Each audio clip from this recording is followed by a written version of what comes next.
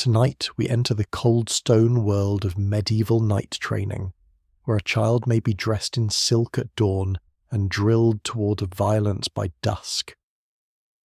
In 2019, researchers studying medieval skeletal remains from battlefields and burial sites renewed public attention on something historians had long understood.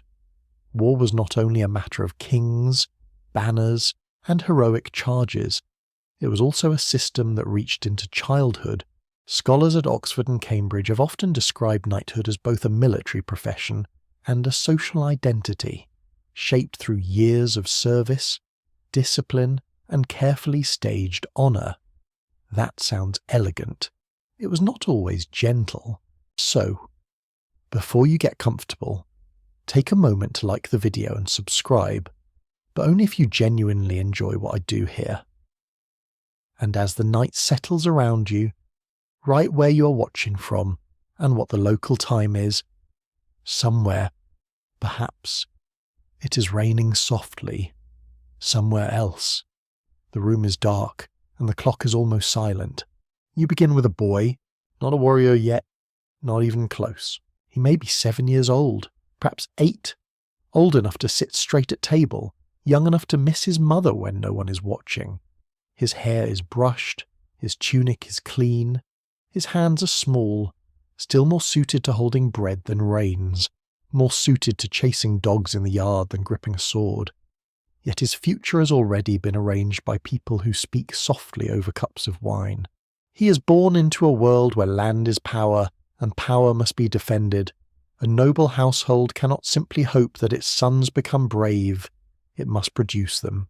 It must shape them early, before tenderness becomes too deeply rooted.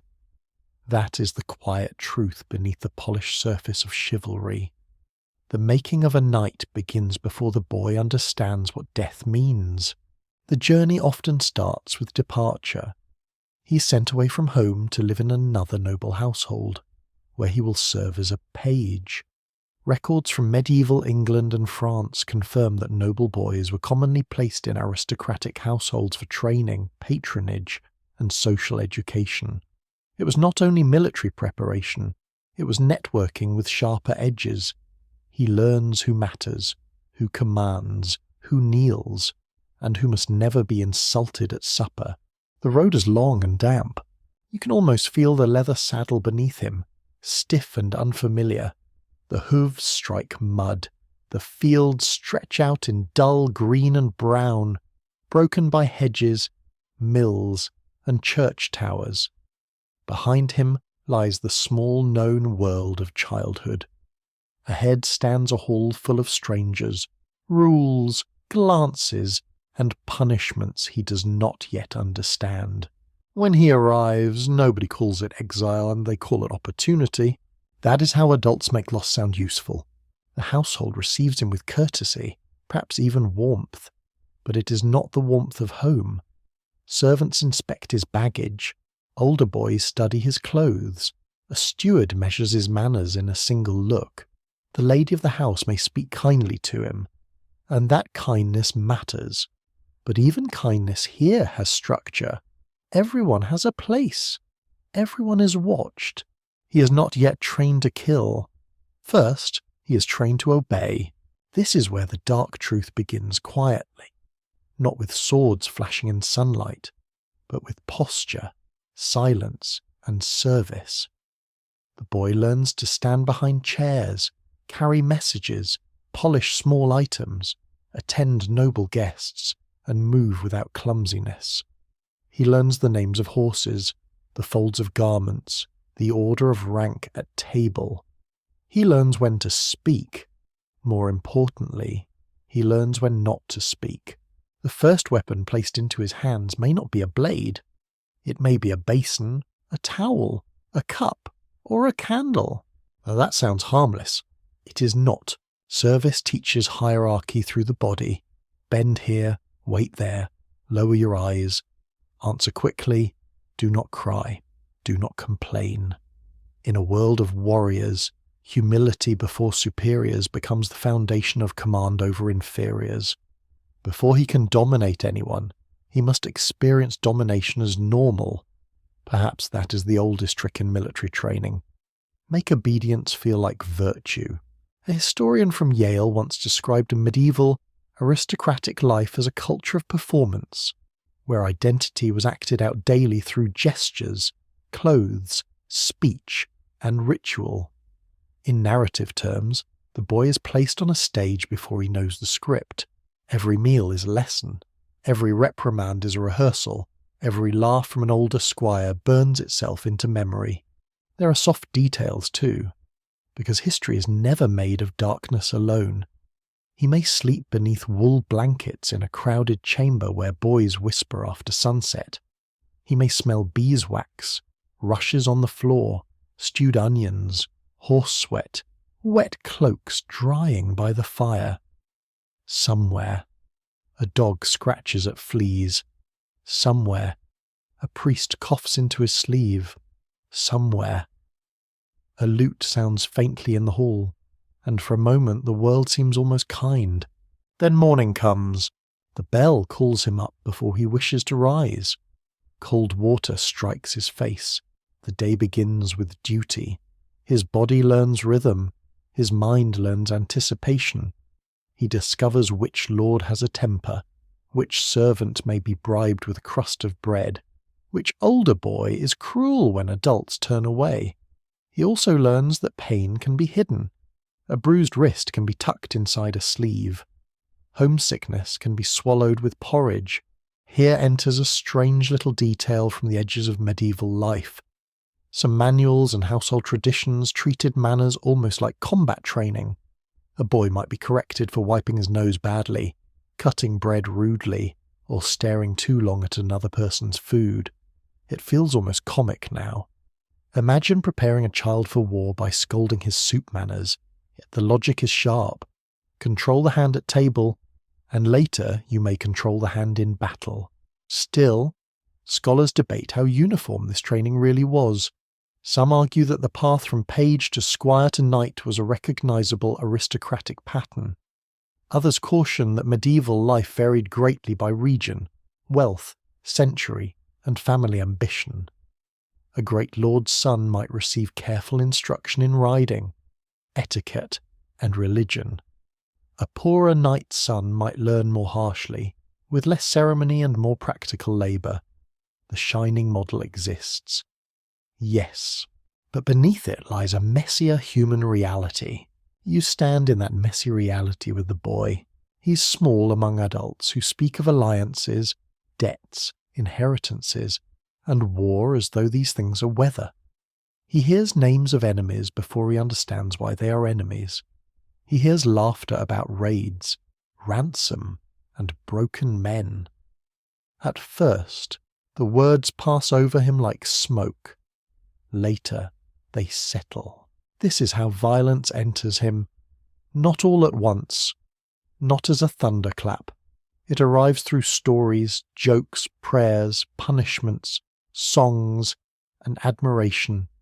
The household celebrates men who return from campaign with captured horses and silver cups.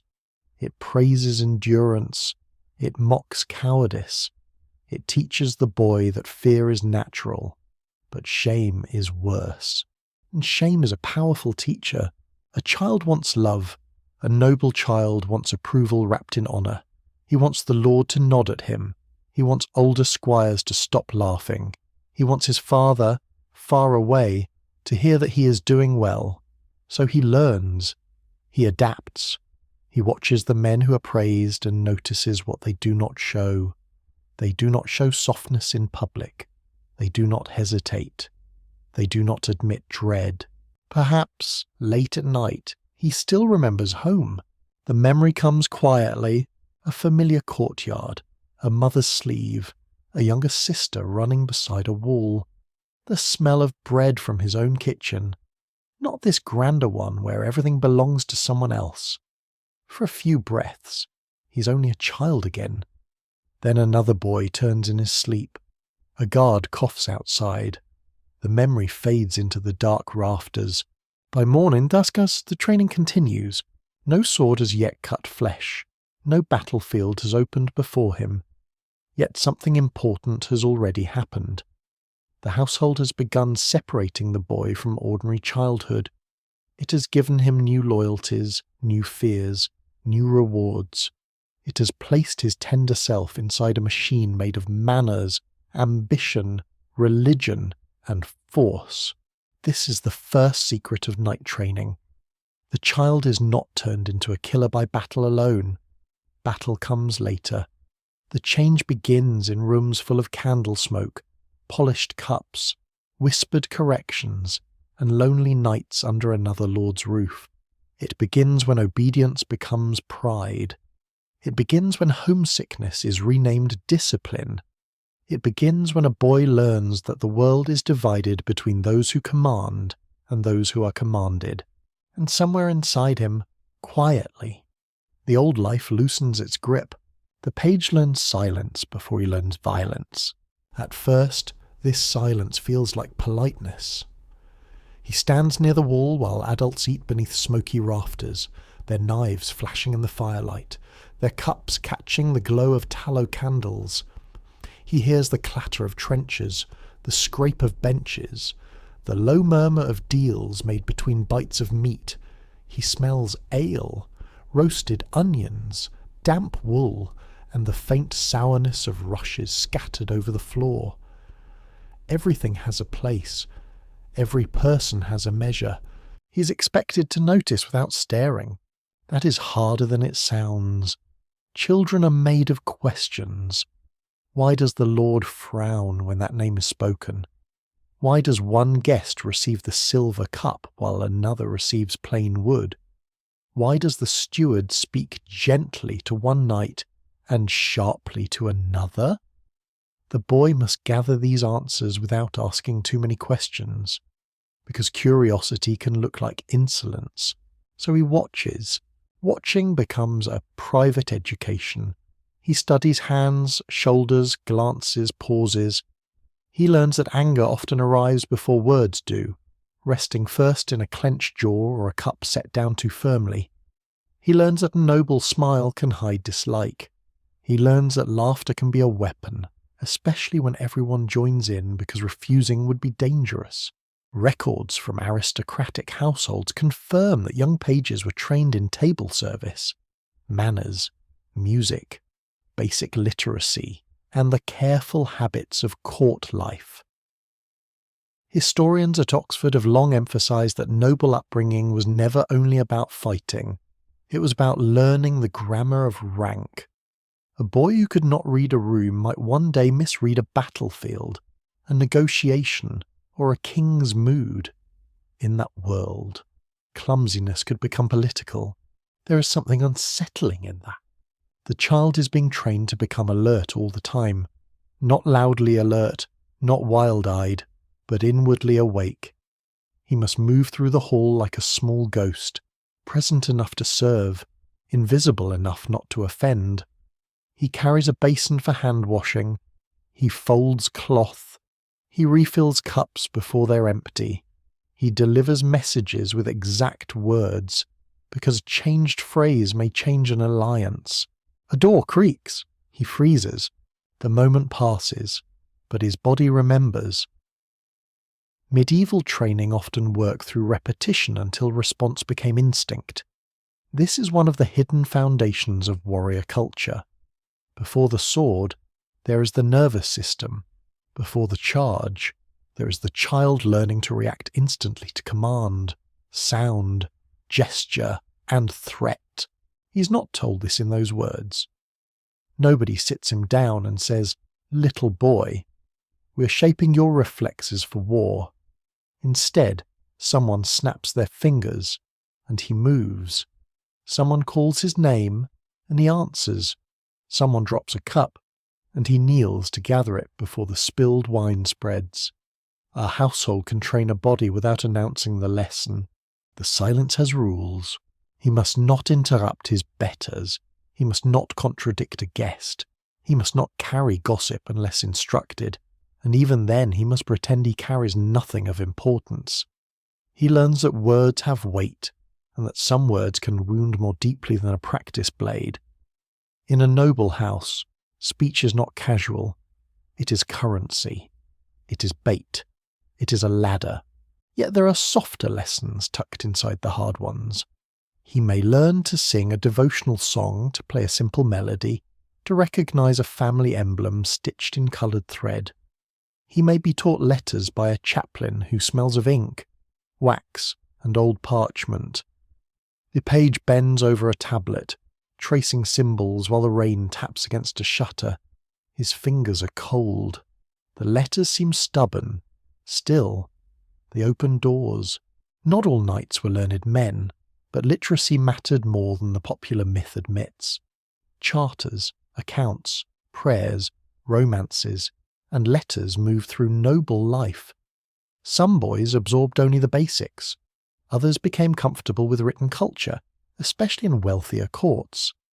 A scholar from Stanford has noted that medieval elites often used stories of heroes and saints to shape behaviour. A boy did not merely hear tales for entertainment. He heard models of what he was supposed to become. A strange tidbit lingers here. Some medieval conduct texts warned children not to scratch themselves at table, not to gnaw bones noisily, and not to wipe greasy fingers on their clothes.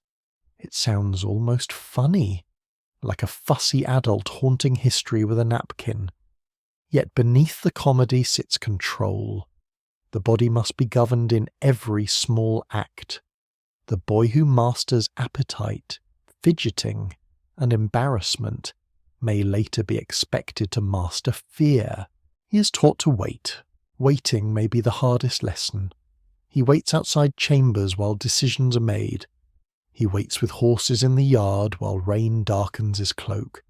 He waits during prayers when his knees ache against the stone floor. He waits while older boys train with weapons he is not yet allowed to use freely. Desire becomes another thing to discipline. You can feel the ache of it. The wooden floor chills his feet through worn shoes. Smoke stings his eyes. Somewhere nearby, a cook curses under his breath.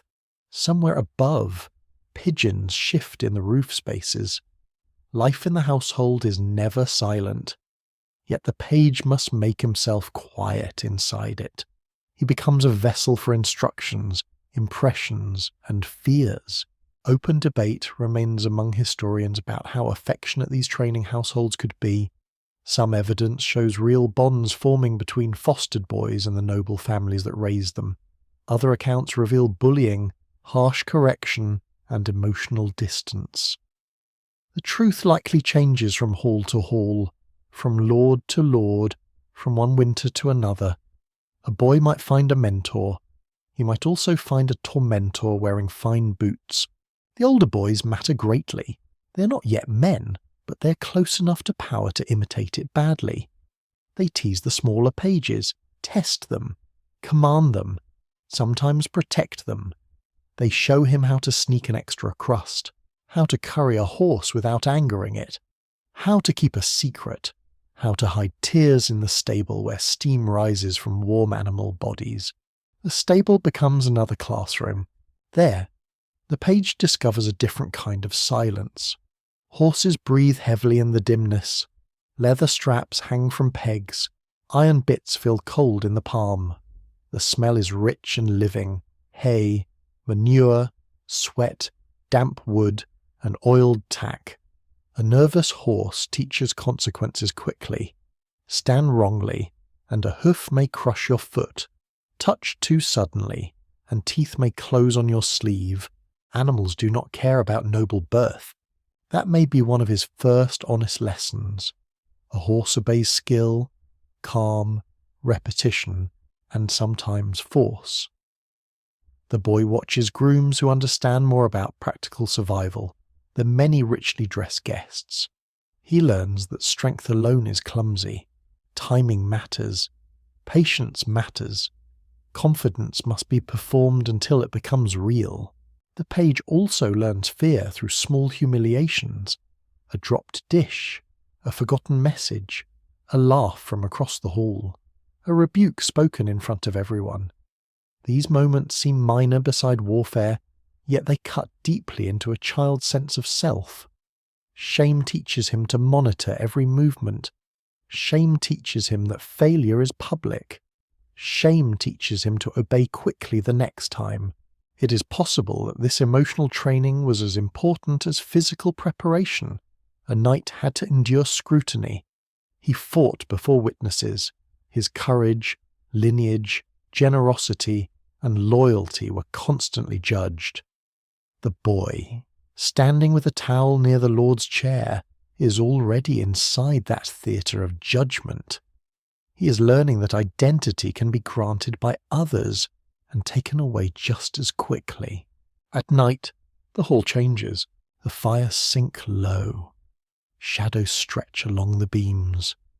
The noise softens into snores, murmurs, and the occasional bark of a dog dreaming by the hearth.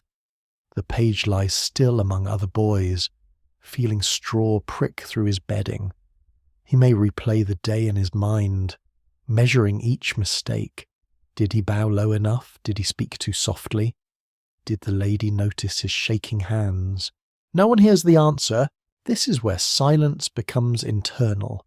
It is no longer just a rule imposed from outside. It becomes a chamber built within him. Into that chamber he places fear, longing, resentment, pride, and the small bright hope that tomorrow he will do better. A warrior society does not need to erase a child's feelings immediately. It only needs to teach him where to hide them. And so the boy becomes quieter, not empty, not obedient in every corner of his soul. Children are clever, and his private thoughts may remain lively, sarcastic, wounded, and strange. He may still laugh at the pomp of a fat lord struggling onto a horse. He may still whisper wicked jokes in the dark. Gentle sarcasm survives even in stone halls. Perhaps it has always been one of humanity's smaller survival tools, but in public, he changes. His face stills. His hands become quicker. His ears sharpen. He learns the art of being useful without being noticed. This is not yet knighthood, and it is not yet killing, but it is the beginning of both. The boy is being taught to place command above impulse, rank above comfort, and reputation above the softness of his own heart. The first battlefield is the hall. Faith gathers around the boy like candle smoke. It enters through bells before sunrise, through Latin prayers he may not fully understand, through painted saints staring down from chapel walls with calm, impossible eyes. He kneels on cold stone until his knees complain. He crosses himself because everyone crosses themselves. He lowers his head because the priest lowers his voice. Slowly, the rhythm of devotion becomes part of the rhythm of training. This is not a separate world from violence. It is woven into it. The chapel is small, perhaps built against the great hall, perhaps standing near the inner yard where chickens scratch and servants hurry past with buckets. Inside, wax burns with a honeyed smell. Damp stone holds the chill of the night. A thin line of pale light touches the altar cloth. The boy hears the murmur of prayer, the rustle of sleeves, the faint creak of leather belts as armed men kneel beside him. There is something strange in that picture. A warrior kneels with a sword at his side, asking mercy from heaven while preparing for a life that may require none on earth. The boy notices this, even if he cannot name the contradiction. Men who shout in the yard whisper in the chapel. Men who strike servants beat their chests in repentance. Men who boast of raids bow before a crucifix. Children are very good at noticing adult confusion. They are less free to mention it. Medieval knighthood developed inside a Christian society that tried to restrain violence while also blessing certain forms of it. Church councils and reform movements encouraged ideas such as holy peace, protection of non-combatants, and moral limits on warfare. Scholars at Yale and Notre Dame have written about how chivalric culture absorbed religious language, creating a warrior ideal that was never purely military.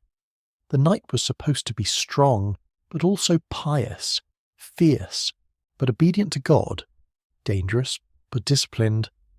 A complicated recipe, really. and not always successfully baked. The boy hears sermons about sin. He also hears stories about righteous battle. A priest may speak of martyrs, saints, and heavenly judgment. A household chaplain may praise courage against enemies of the faith.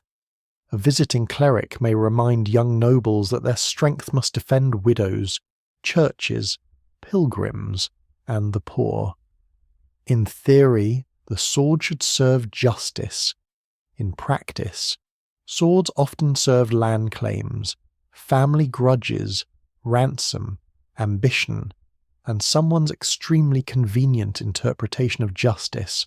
Still, the idea matters. It gives violence a frame. A blow is not merely a blow. If one is told it protects order, a campaign is not merely greed. If banners are blessed and prayers are spoken over helmets, the boy learns that moral discomfort can be softened by ritual. Sprinkle water, chant words, invoke saints. Suddenly, the brutal world appears arranged under heaven. That is powerful training. The child is not simply told to become hard. He is told to become worthy. He learns that his body belongs not only to his family and Lord, but also to a sacred story. He is watched by ancestors, angels, saints, and God. He must not disgrace them. Shame expands beyond the hall and climbs into eternity. Imagine the weight of that for a boy. Faith may bring comfort too. He may love the glow of candles, the steady chants, the predictable pattern of holy days. The chapel may feel safer than the yard.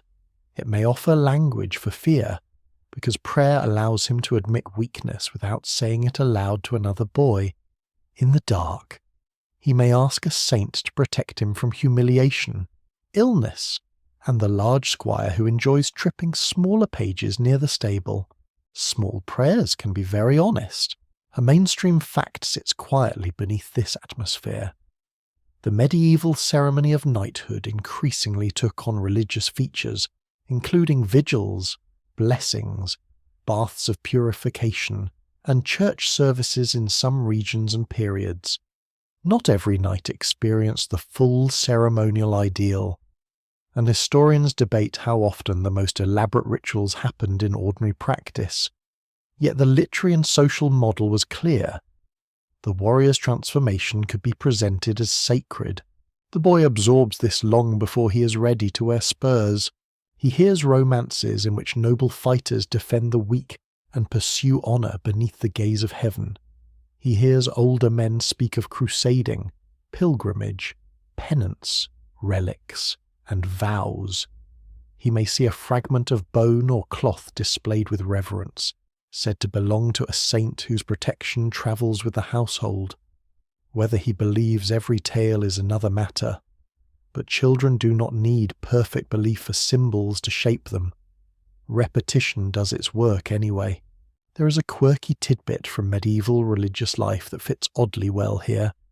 Some warriors made vows tied to specific acts, promising not to sleep in a bed, not to eat certain foods, or not to remove armour until a military objective was achieved. It sounds theatrical, and sometimes it was. Medieval nobility enjoyed a bit of holy drama with their hardship. Yet such vows reveal how discipline, reputation, and faith could bind themselves together like braided cords. The boy learns that pain can be offered. A fast is not simply hunger, it is devotion. A night awake is not simply exhaustion, it is vigil. A wound may be framed as sacrifice. This does not make pain vanish. Of course, anyone who says that has probably not spent enough time cold, hungry, or 12 years old. But meaning changes how suffering is endured. It teaches the boy to interpret discomfort as proof that he is being refined. Religious language also teaches obedience to hierarchy. Heaven has order. The church has order. The household has order. The Lord commands. The vassal serves.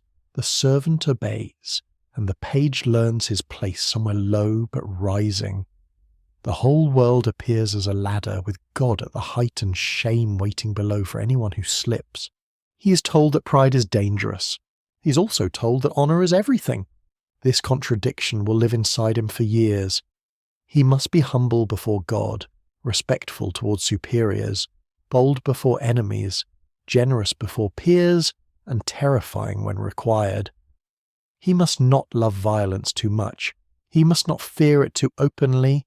He must confess sins, then return to a world where some sins are applauded if committed against the correct person, at the correct time. Modern scholars continue to debate how deeply knights internalize these ideals. Some historians see chivalric religion as a genuine attempt to moralize warfare. Others view it as a noble mask laid over the hard machinery of domination. The truth may be more human and more uncomfortable. Many knights probably believed sincerely in God, feared judgment, loved honour, sought profit, harmed people, protected others, prayed with devotion, and lied to themselves when convenient. People can contain entire cathedrals of contradiction. The boy is learning to contain one. In the chapel, he watches Knight touch his sword hilt during prayer. The gesture is brief, perhaps unconscious. Yet to the child, it seems full of meaning. Steel and salvation rest in the same hand. The same fingers that form the sign of the cross may later close around a weapon. This image enters him more deeply than any lesson spoken aloud. Outside, the world smells of rain and horses. A bell rings across the yard. Men rise from prayer and resume their voices, louder now, coarser, more familiar. The sacred quiet breaks apart into orders, jokes, complaints, and the daily racket of power. The boy follows, carrying what he has heard. He has been taught that violence is dangerous to the soul, but also that it may become service if placed under the right banner, and perhaps that is one of the darker truths. The making of a knight does not require removing conscience. It may require training conscience to march in formation. The boy does not stop believing in mercy, sin, judgment, or grace. He learns to sort them. Mercy for some, judgment for others, grace for himself. If confession is made and the priest speaks the proper words, by candlelight this can seem almost peaceful. By daylight it becomes preparation. The child rises from stone with chilled knees and a bowed head. He's still young. He may still daydream during prayers. He may still wonder whether saints ever grow tired of listening to nobles promising to be better, then immediately arguing over inheritance. A small private smile may flicker and vanish. Even reverence has room for secret amusement. Yet the lesson remains. Faith gives the boy a language for fear, a frame for obedience, and a blessing for force. It tells him that his future violence must not be random. It must be named, purified, excused, restrained, celebrated, and remembered. The sword is not in his hand yet, but the story that will justify it is already being whispered into his ear. Softly, patiently, like prayer, the body is hardened slowly, almost politely at first. A boy does not wake one morning as a warrior. He's pressed into it through small discomforts repeated until they no longer seem remarkable. Cold mornings, thin sleep, aching legs, bruised fingers, hunger that must not become complaint. He learns that the flesh can be negotiated with, ignored, scolded, and dragged forward when it would rather collapse into straw. The lesson begins at dawn. The yard is grey before sunrise, washed in mist and the sour scent of damp earth. Chickens scratch near a wall, deeply unimpressed by noble ambition. A groom leads out a restless horse. Somewhere, a bucket strikes stone with a hollow sound. The boy's breath shows pale in the air.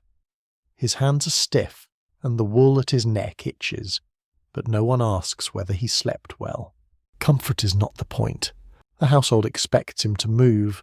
He runs errands between kitchen, hall, chapel, stable, and storehouse. He carries things too heavy for him, not because anyone mistakes him for a grown man, but because strain is useful. The muscles of his back and shoulders begin their quiet apprenticeship. He lifts saddles, he hauls water, he stacks wood. He brushes mud from boots and horse legs until his arms feel filled with sand. Medieval aristocratic training involved constant physical activity, especially riding, hunting, wrestling, weapon practice, and service in the spaces where war animals and war equipment were kept. Research from military historians at Oxford and studies of medieval skeletal remains in scientific journals show that elite male bodies often bore signs of repeated strain from riding and combat preparation. Bones remember what songs forget. They keep records under the skin. You feel that record forming? The boy learns balance before strength. He climbs fences, mounts ponies, tumbles in games, and scrambles across uneven ground. He slips in mud and rises quickly, because laughter is already gathering behind him. He learns to keep his face composed when pain shoots through his knee. He learns that a fall is not complete until someone important decides whether it was disgraceful. That makes every stumble dangerous. Hunger plays its part too. Noble households could be lavish, but children in training were not always indulged. Fasting days shape the calendar. Discipline shaped the table. He may eat well at feasts and poorly on ordinary mornings. A growling stomach becomes another private sound to ignore. He watches adults drink, carve, and choose, while he waits for what is given. Appetite is trained to bow. Cold is an instructor with no patience. In winter, stone rooms hold chill like a secret grudge.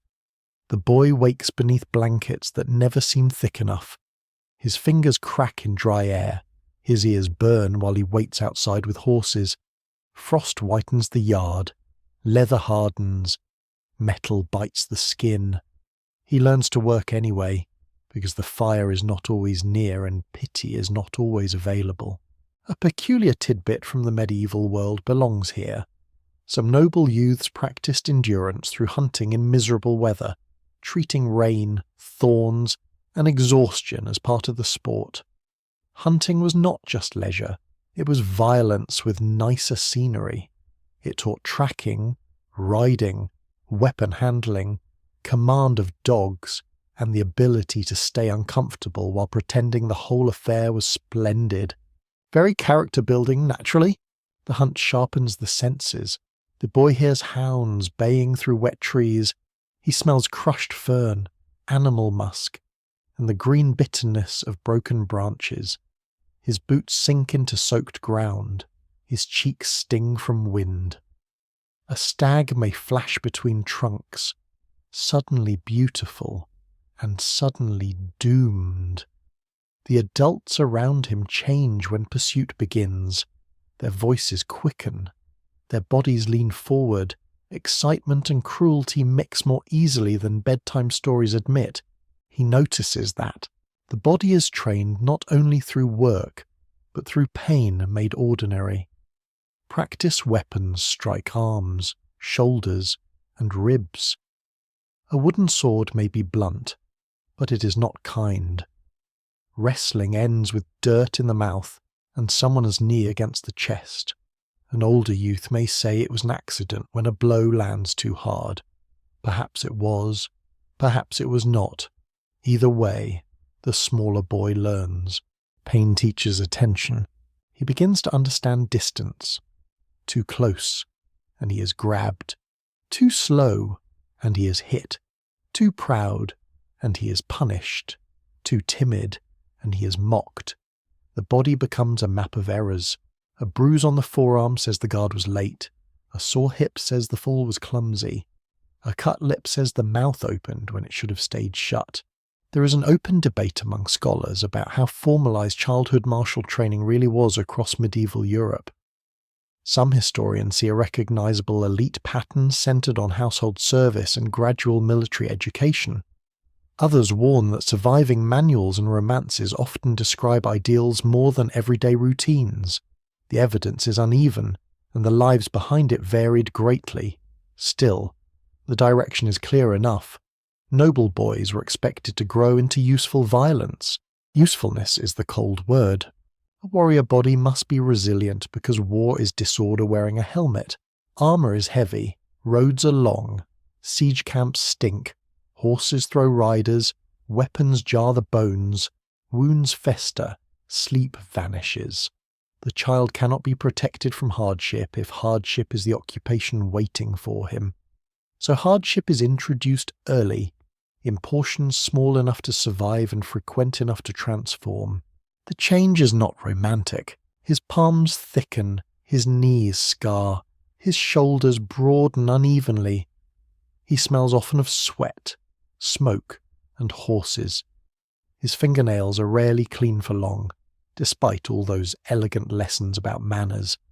The body of a noble boy is caught between refinement and labour. At supper, he must move gracefully. In the yard, he must be knocked down and rise without sulking. Medieval education enjoyed contradictions. It practically collected them, yet the hardening is not only physical, it alters his relationship to himself. At first, pain is a loud visitor. It fills the whole room of the mind. Later, pain becomes background noise. He notices it, names it, stores it, and continues. That ability can be admirable. It can also become dangerous, especially when a person learns to distrust every plea made by his own body. The boy begins to take pride in endurance. He wants others to see that he does not flinch. He wants the approving glance of the weapons master, the nod from a groom, the grudging respect of an older squire. Praise is rare enough to become precious. If a bruise earns admiration, the bruise becomes almost valuable. Suffering turns into currency. Spend enough of it, and perhaps honour will buy you. This is how children cooperate in their own transformation, not because they are foolish, but because they are human. A child placed inside a system of praise and shame will reach for praise, even when praise asks too much. He will hide tenderness to avoid mockery. He will call exhaustion strength. He will mistake numbness for mastery because everyone around him rewards the mistake. Perhaps many adults still do. The body remembers home less often now. It has new concerns. How to fall without breaking the wrist. How to mount without hesitation. How to carry weight without looking strained. How to breathe after a blow to the stomach. How to stand in rain as though rain were a personal servant beneath notice and slightly late. Evening brings no simple release. The muscles ache when he lies down. Straw pokes through bedding. Smoke clings to his hair. In the dark, he may press a thumb into a purple bruise and feel both pain and satisfaction. The mark proves he endured. It proves the day happened. It proves he is moving toward the shape expected of him. But something tender remains beneath the training. He still dreams. He still fears disgrace. He may still miss the weight of a familiar hand on his shoulder. He may still wish, secretly and with great shame, that someone would tell him he has done enough. No one does. The yard waits again with its mud, horses, orders, and cold grey light. So the child rises. The body that once belonged mostly to play now belongs to preparation. It is being made harder, not by one grand trial, but by 1,000 ordinary discomforts arranged like stones in a road. Each one seems small. Together, they lead somewhere darker. The boy is learning that pain can be survived, hidden, and used. He's learning that the body is not a home, but an instrument, and every day the instrument is tuned. Games become combat almost without asking permission. At first, they look harmless enough. Boys chase one another through the yard, shove, tumble, laugh, and rise with mud on their knees. A wooden stick becomes a sword because boys have always been excellent at turning ordinary objects into alarming ideas. A barrel lid becomes a shield. A pile of straw becomes a fallen enemy. Someone shouts a challenge, and suddenly the air changes. Players never only play here. The household allows laughter because laughter keeps the lesson sweet. A boy who resists instruction may still run happily toward a contest. He learns footwork while pretending to be a hero from a sung tale. He learns aggression while claiming it is only sport. He learns to strike, dodge, and recover balance while everyone around him calls it fun. That is the cleverness of it. The first practice sword is usually wood, perhaps ash or oak, worn smooth by many hands. It feels heavy enough to matter, but not heavy enough to terrify. The boy grips it too tightly at first. His wrists ache. His shoulders rise. His breath becomes quick and noisy. An older youth tells him to loosen his arm, then strikes him sharply when he does not. Instruction, conveniently, arrives at the speed of pain. He learns quickly. The yard smells of trampled grass, horse dung, sweat, and damp leather. The ground is uneven because medieval training areas rarely resemble the neat imagination of modern films. There are puddles, stones, chickens wandering where no chicken has tactical business being, and servants trying to avoid being struck by noble enthusiasm. A boy's shoe slips, a wooden blade taps his ribs. Laughter rises again. The embarrassment stings longer than the blow. Historical records and later combat manuals confirm that medieval martial education included wrestling, staff play, sword practice, lance exercises, and mock combat. Researchers at Leeds and Oxford have shown that tournaments and training games were serious institutions within aristocratic warrior culture. They were entertainment, yes, but also preparation. The boundary between sport and war remained thin, especially when the injuries became real. The boy discovers wrestling early. There is no polished elegance in it. Wrestling is breath, pressure, panic, and the terrible surprise of another body being stronger than yours. He feels fingers twist in his tunic. He smells sweat and earth. His cheek grinds against dirt. A knee pins his thigh. He learns to hook a leg, shift weight, use hips, protect the head, and keep breathing when pride wants to flail. Wrestling teaches closeness. Weapons can create distance, but war often collapses into grappling, dragging, pushing, and the ugly labour of bodies under stress. A knight on horseback may look magnificent from far away. On the ground, in mud, under an armoured man, magnificence becomes a very expensive way to suffocate. The boy does not know all this yet, but his muscles begin to learn the grammar. Mock battles grow more structured as he ages. Teams are formed, rules are stated, bent, forgotten, and loudly remembered when someone loses. Boys charge with padded shields and blunted weapons. They practice holding formation, breaking formation, retreating without looking afraid, and rushing forward when called. Someone always enjoys being captain a little too much. Humanity has not changed greatly. A short cheer breaks out, then a cry. A wooden sword lands badly across a hand. The injured boy tries not to weep because everyone is watching. His face goes pale. A nail darkens. The instructor checks the fingers, mutters that nothing is broken, and sends him away to wrap it. The game resumes. This is one of the darker lessons. Pain interrupts play only briefly. The group continues without you. The young page sees that. He learns that courage is partly social. Alone, he might stop. Before witnesses, he continues. The boys around him become both companions and judges. Their approval matters intensely. Their scorn can feel worse than injury. So he takes the hit, breathes through his teeth, and lifts the wooden sword again. The child wants belonging, and belonging requires performance. A quirky tidbit survives from the tournament culture that surrounds such training.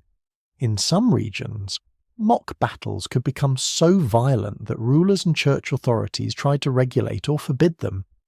The problem, apparently, was that noble warriors were extremely good at turning practice into chaos. Give them blunted weapons and a field, and soon someone is bleeding, someone is captured, and someone insists it was all perfectly honourable. Of course it was. This world also teaches the boy through stories. At night, he hears tales of legendary warriors who split helmets, rescued companions, and faced impossible odds without trembling. These stories are not harmless decoration. They give shape to desire. He imagines himself larger than he is, stronger, praised, shining beneath a banner. Such dreams pull him through bruises and correction. A child needs an image of becoming, even when that image is dangerous. Yet the training is practical beneath the romance. He learns target zones, timing, and measure. He learns that wild swings exhaust the arm. He learns that stepping back may save the face, but stepping back too often invites mockery. He learns that a shield is not merely something held, but something lived behind. Its rim bruises his forearm, its weight drags at his shoulder, its wood vibrates when struck. The sound stays with him. Thud on shield, crack on staff, breath in cold air, boots scraping dirt. The instructor's voice cutting across the yard. Again, lower your guard, move your feet, do not look at the weapon, watch the shoulders. Again. The repeated commands settle into him until thinking becomes less necessary. Reflex begins to bloom where childhood hesitation once lived.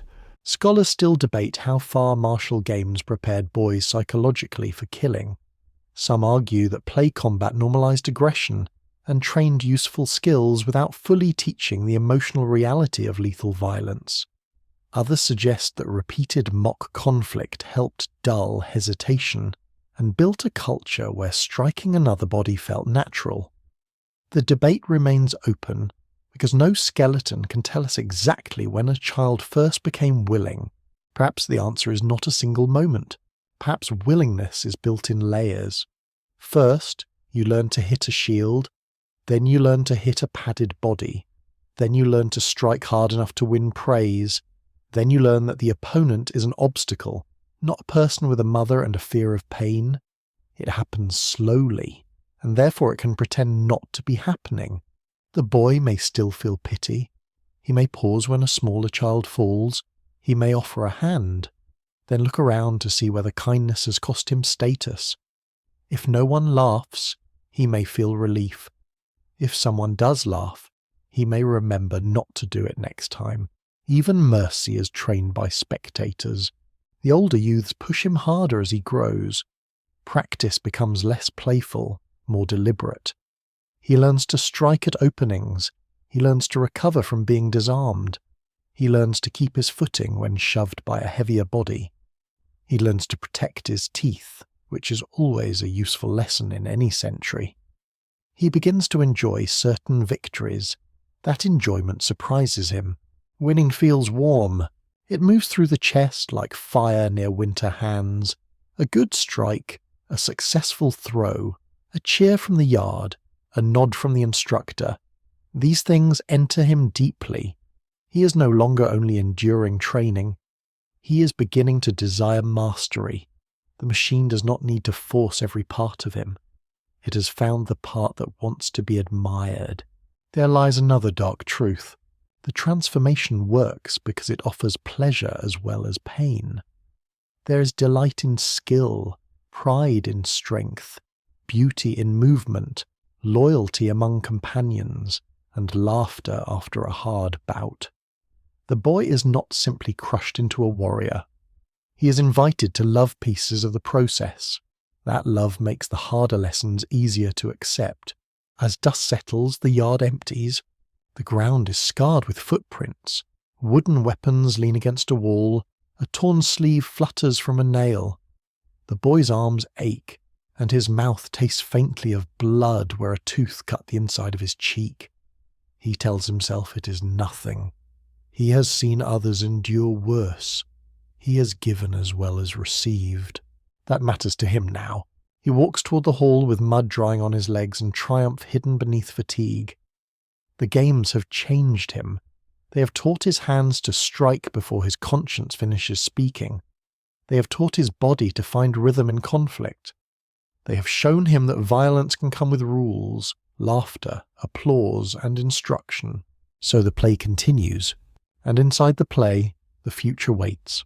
The horse becomes power before the sword becomes glory. At first, the animal seems too large to belong to childhood. It stands in the stable like a breathing wall, warm, muscled, impatient, and faintly dangerous. Its skin shivers when flies settle. Its dark eye watches without affection. Its tail snaps through the air. The boy approaches with a brush in one hand and a caution he hopes no one notices. The stable is dim and alive.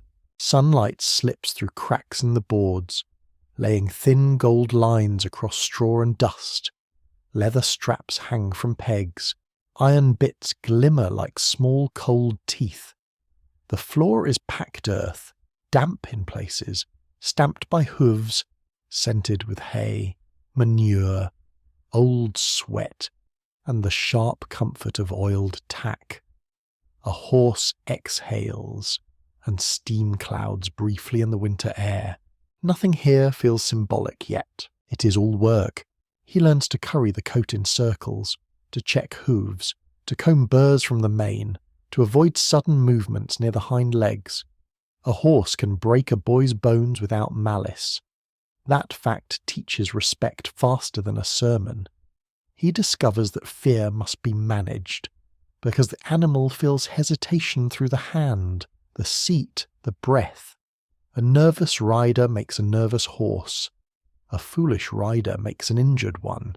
Medieval warfare depended heavily on horses, especially among aristocratic fighters whose status was bound to mounted combat. Research from universities such as Oxford and Cambridge has emphasized that knighthood was inseparable from equestrian skill, animal management, and the wealth required to maintain war horses, riding horses, pack animals, grooms, fodder, and equipment. A mounted warrior was not merely a man with a weapon. He was an expensive moving system, a very hungry system too. The boy learns that horses consume wealth as surely as fire consumes straw, oats, hay, pasture, shoes, saddles, bridles, blankets, veterinary care, and stable labour all matter. A family that can keep good horses is announcing power before anyone lifts a blade. The horse is a sign, a tool, a companion, and a weapon. It carries the noble body above the ordinary crowd. That height changes everything. From the saddle, the world rearranges itself. Servants seem smaller, dogs scatter, gates appear lower. The boy's own body feels enlarged by the animal beneath him. The first time he sits a strong horse, even under watchful instruction, he may feel something dangerous bloom inside him. Not courage exactly, not yet command. More like the first taste of force borrowed from another living creature. It is intoxicating. He must learn not to show that too much. The riding yard gives no mercy to imagination. A horse turns when it pleases unless taught otherwise. It stops at shadows, sidesteps puddles, tosses its head, leans on the bit or ignores weak legs. The boy learns pressure and release. He learns that command is not simply pulling harder. He must speak through reins, knees, weight, rhythm, and patience. Brutality can make an animal resist.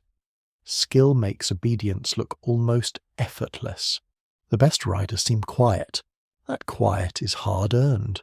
The boy falls. Everyone falls. He lands in mud, loses breath, hears distant laughter, and sees the horse trotting away with the serene expression of an animal entirely free of political embarrassment. He rises because staying down is worse. Dirt marks his cheek. His shoulder aches. A groom catches the reins and brings the horse back. The lesson continues. Again, naturally. There is a quirky fringe belief that medieval war horses were always gigantic beasts like modern draft horses. They were powerful, yes, but many historians now argue that the average medieval destrier was probably more compact than popular imagination suggests. Archaeological horse remains and the equipment studies suggest animals bred for strength, agility, and training rather than absurd height. The cinema horse grew taller, as cinema horses tend to do when legends need extra legs. Still, the impact of a mounted fighter was terrifying. The boy watches older riders practice with lance and shield. Hooves strike the ground in a rolling thunder. Dust rises beneath the morning sun.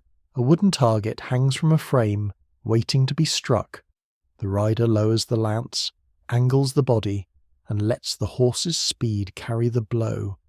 When the point hits, the target snaps aside. The sound cracks through the yard. The boy feels it in his ribs. Mounted combat teaches a different relationship with violence. On foot, strength begins in the body. On horseback, force gathers through motion, animal muscle, equipment, and timing. The rider becomes part of something larger than himself. A lance charge concentrates weight and speed into a narrow point. It is elegant from a distance. Up close, it is a lesson in physics with terrible manners. The boy begins with smaller tasks. He rides in circles, then wider patterns. He learns to mount without scrambling, to turn smoothly, to keep his heels down, to sit through a sudden leap. He carries objects while riding. He reaches, twists, balances, and returns upright. Later, he handles light weapons from the saddle. Each exercise teaches him to divide attention without losing control. Hands here, eyes there, breath steady. He learns the emotional discipline of not blaming the horse for every mistake, though he will certainly try. Young pride needs somewhere to go. A patient instructor may correct him. An impatient one may shout. A groom may mutter practical advice no noble manual records. Because grooms often know the truth before poets polish it. Sit deep, loosen your grip, stop yanking like the animal owes you rent. The horse also teaches class. Not everyone rides the same animals, not everyone owns them. Not everyone may command the stable's best mounts. The boy learns that status can be smelled in leather quality, seen in saddle decoration, heard in the way servants speak when a lord's favourite horse is led out. A fine mount carries reputation. A poor mount invites jokes. Even animals are pulled into the theatre of hierarchy. Medieval documents confirm that the value of war horses could be substantial, sometimes comparable to major material wealth. Losing a good horse in battle could mean financial disaster, not just inconvenience. Ransom culture, military accounts, and estate records all reveal how central horses were to aristocratic warfare. The knight's body may receive the song, but the horse does much of the labour. Scholars continue to debate how war horses were trained for the shock, noise, and confusion of battle. Some emphasize selective breeding and repeated exposure to weapons, shouting, drums, banners, and other horses. Others caution that the evidence is patchy, and that not every mounted warrior rode a perfectly trained destrier into every fight. The battlefield likely contained a range of animals, some steady, some frightened, some magnificent, and some deeply regretting their human associations. That last group deserves sympathy. The boy may feel it too, though he learns to hide such feelings. He brushes a horse after practice and sees sweat darkening the coat beneath the saddle. He feels the animal's warmth under his palm, the tremor of tired muscles, the slow return of breath. This creature is not an emblem to him in that moment. It is alive. It has carried him, endured him, and occasionally tried to remove him from its back with impressive creativity. A bonne may form, not always tender, not always poetic, but real. A horse knows the rider's habits. The boy knows the horse's moods.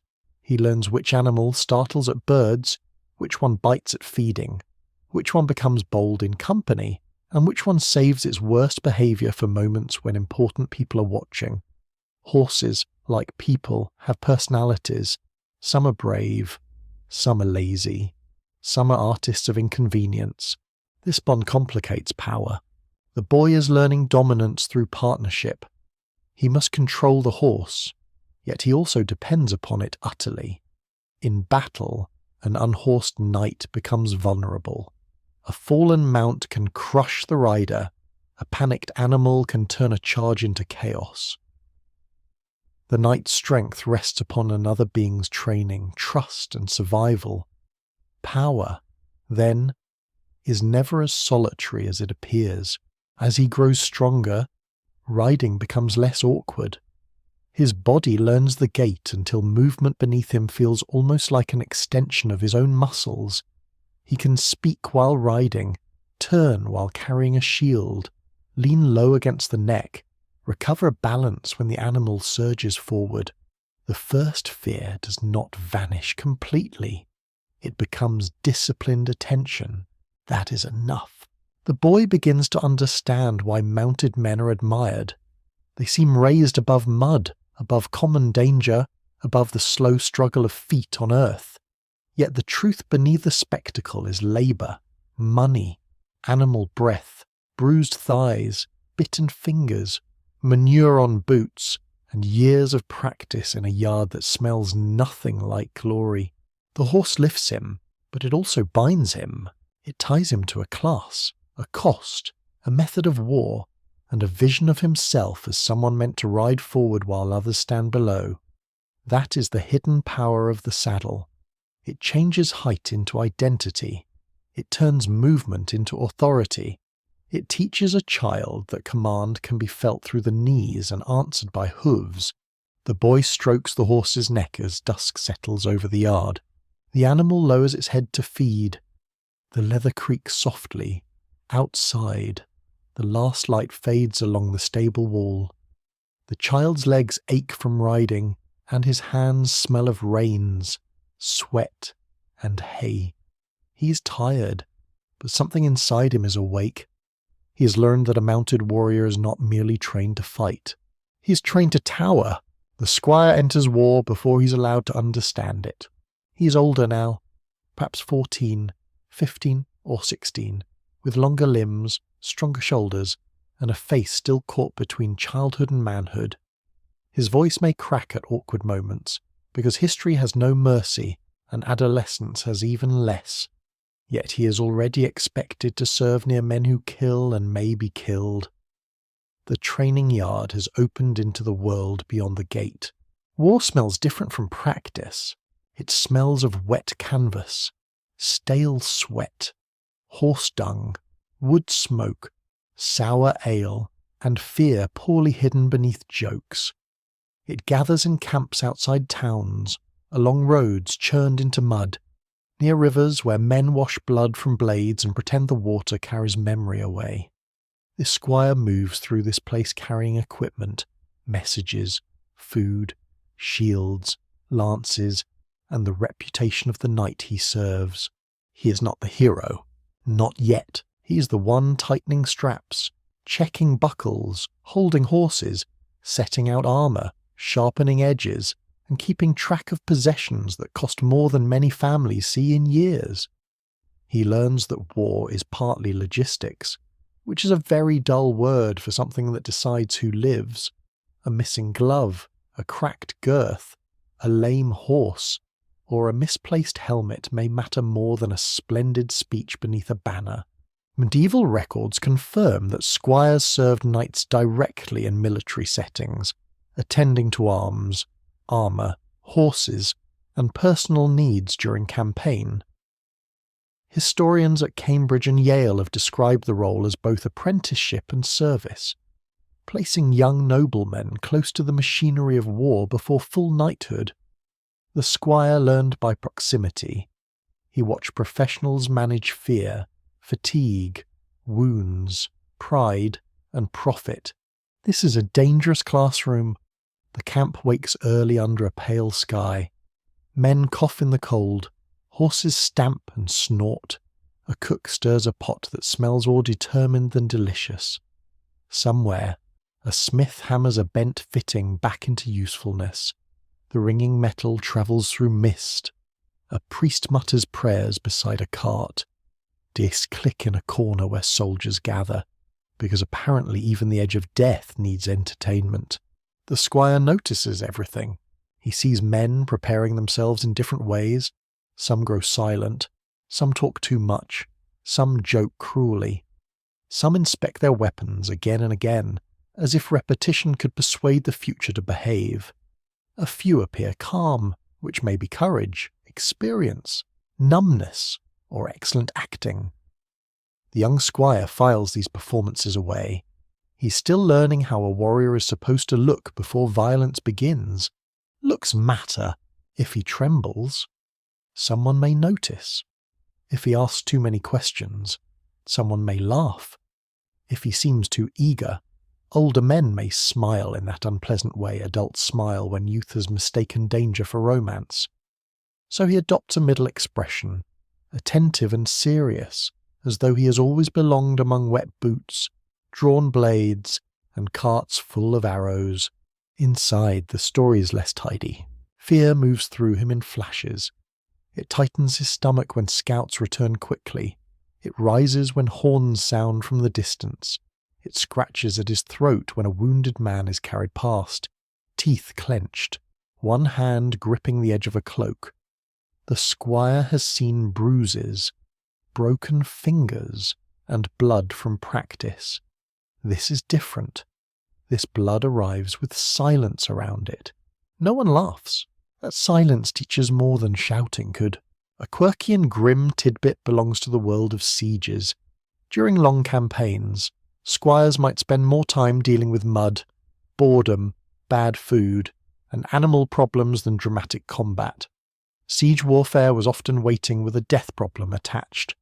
Men dug, hauled, guarded, repaired, watched walls, cursed rain, and dreamed of home. If glory appeared, it often arrived late, dirty, and carrying disease. A squire learns patience under ugly conditions. He carries bundles of arrows.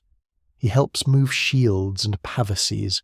He brings water to men who are too proud to ask for it politely.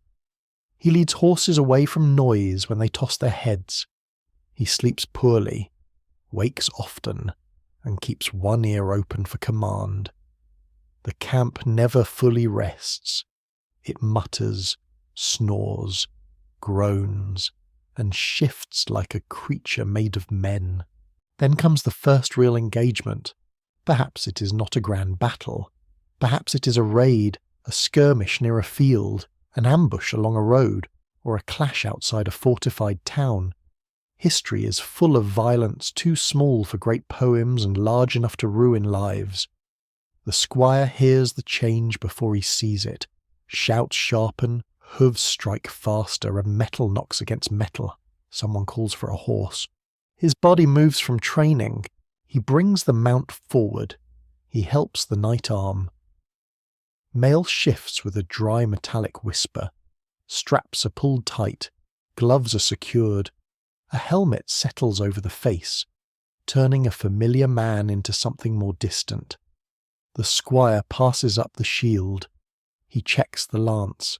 His hands do what they have done many times, but now each motion feels brighter, heavier, more final. The knight rides out. The squire remains behind, but not far from danger. That is the cruel middle ground of his role. He's close enough to witness, close enough to be struck by stray chaos, close enough to serve wounded men, yet not fully empowered by the honour that adults attach to combat. He must be brave without receiving the full costume of bravery, an unfair arrangement. But history has always been rich in those. He sees men collide, not like in songs. Songs tidy the distance between intention and impact. Real combat is confusion, shouting, dust, slipping ground, frightened animals, blocked views, and moments so fast the mind cannot sort them properly. A rider falls, a horse screams, A man crawls toward the ditch with one arm hanging strangely. The squire stands with another horse ready, because usefulness must continue even while the heart recoils.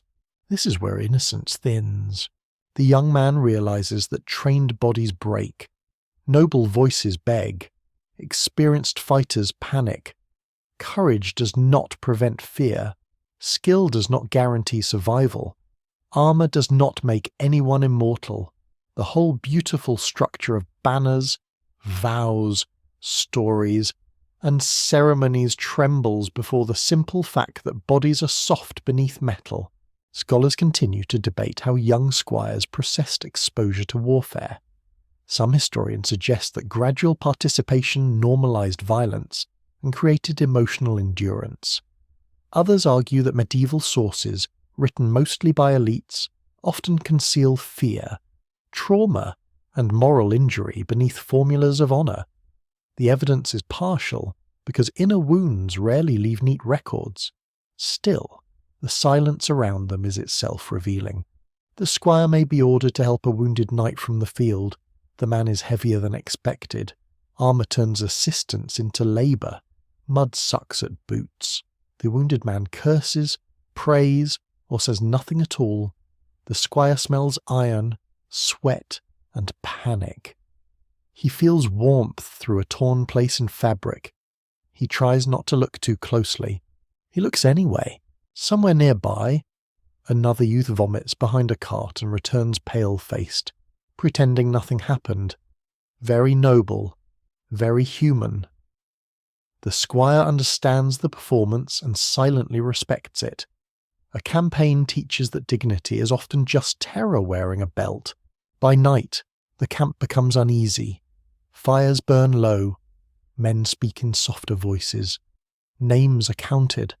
Losses are weighed against captures, horses, armor, prisoners, and advantage. The squire hears practical talk around pain. This man is dead. That one may be ransomed. This horse is lost. That wound looks bad. War reduces human disaster into categories because someone must keep functioning. The squire learns those categories. He also learns that killing is not always rage.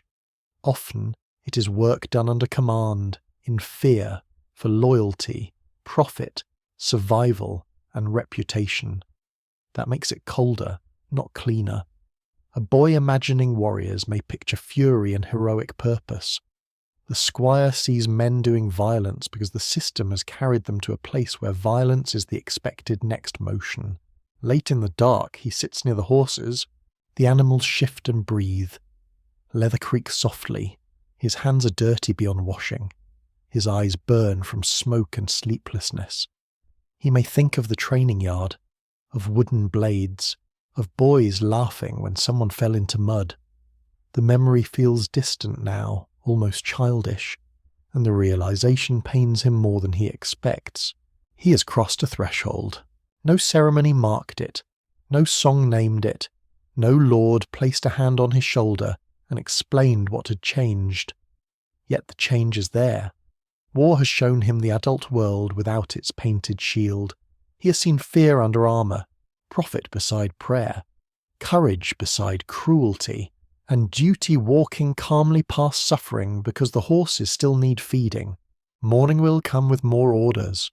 The squire rises when called. He tightens the straps. He prepares the horse. He carries the shield. His face is steadier than it was, not because fear has vanished, but because it has found a room inside him and shut the door. The camp continues its dull, smoky breathing. Somewhere beyond the mist, the next violence waits, and he is learning to serve it.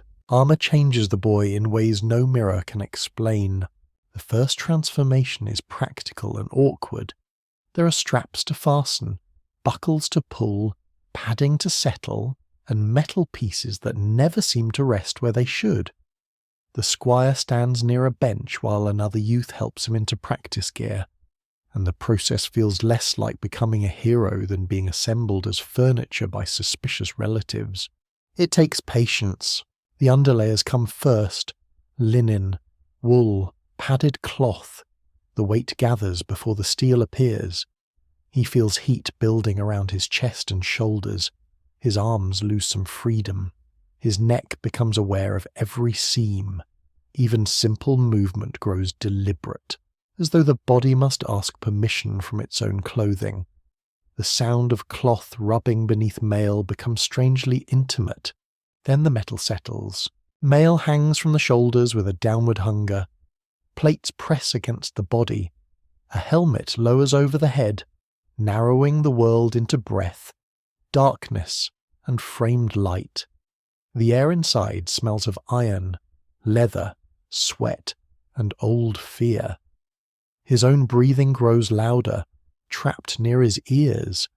Outside voices become muffled, as though spoken from another room. He is hidden now. That hiding matters. Medieval armour was not a single fixed thing across centuries. It changed from mail hauberks and helmets toward more complex plate harnesses in later periods, shaped by technology, wealth, and battlefield demands. Studies from collections associated with the Metropolitan Museum of Art and Research by university historians show that armour was carefully engineered for movement, protection, and display. It was not crude weight alone. It was craft, status, and survival fitted to the body. Still, it is heavy enough to teach humility. The squire walks. The first steps feel wrong. His balance shifts. His knees work harder. His shoulders protest. A turn requires more intention than expected. He lifts an arm and hears metal answer. He bends and discovers that the earth is farther away than it used to be. If he drops something, recovering it becomes a small negotiation with gravity and dignity. Dignity often loses. The older men enjoy this stage. They have already suffered it, which gives them the ancient human right to laugh at someone else suffering it. A knight may tell him that armour should feel like a second skin. The squire, sweating beneath padding, quietly suspects the knight has forgotten what skin is supposed to feel like. The suspicion stays private. Training in armour reveals the difference between imagination and endurance. A polished breastplate catches light beautifully when displayed in a hall. On the body, after movement, it becomes heat, pressure, restricted vision, and an argument with breath. The squire must learn to fight without wasting motion. Every reckless swing costs strength. Every stumble becomes more dangerous.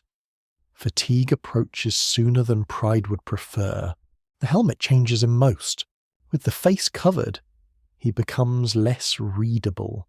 Fear does not show easily. Doubt does not leak so quickly through the eyes. A trembling mouth disappears behind metal. This concealment can comfort him. It can also loosen something. When others cannot see your face, you may feel less like the person who wore it. The helmet gives privacy inside violence. That privacy is dangerous. He notices how men look when armoured.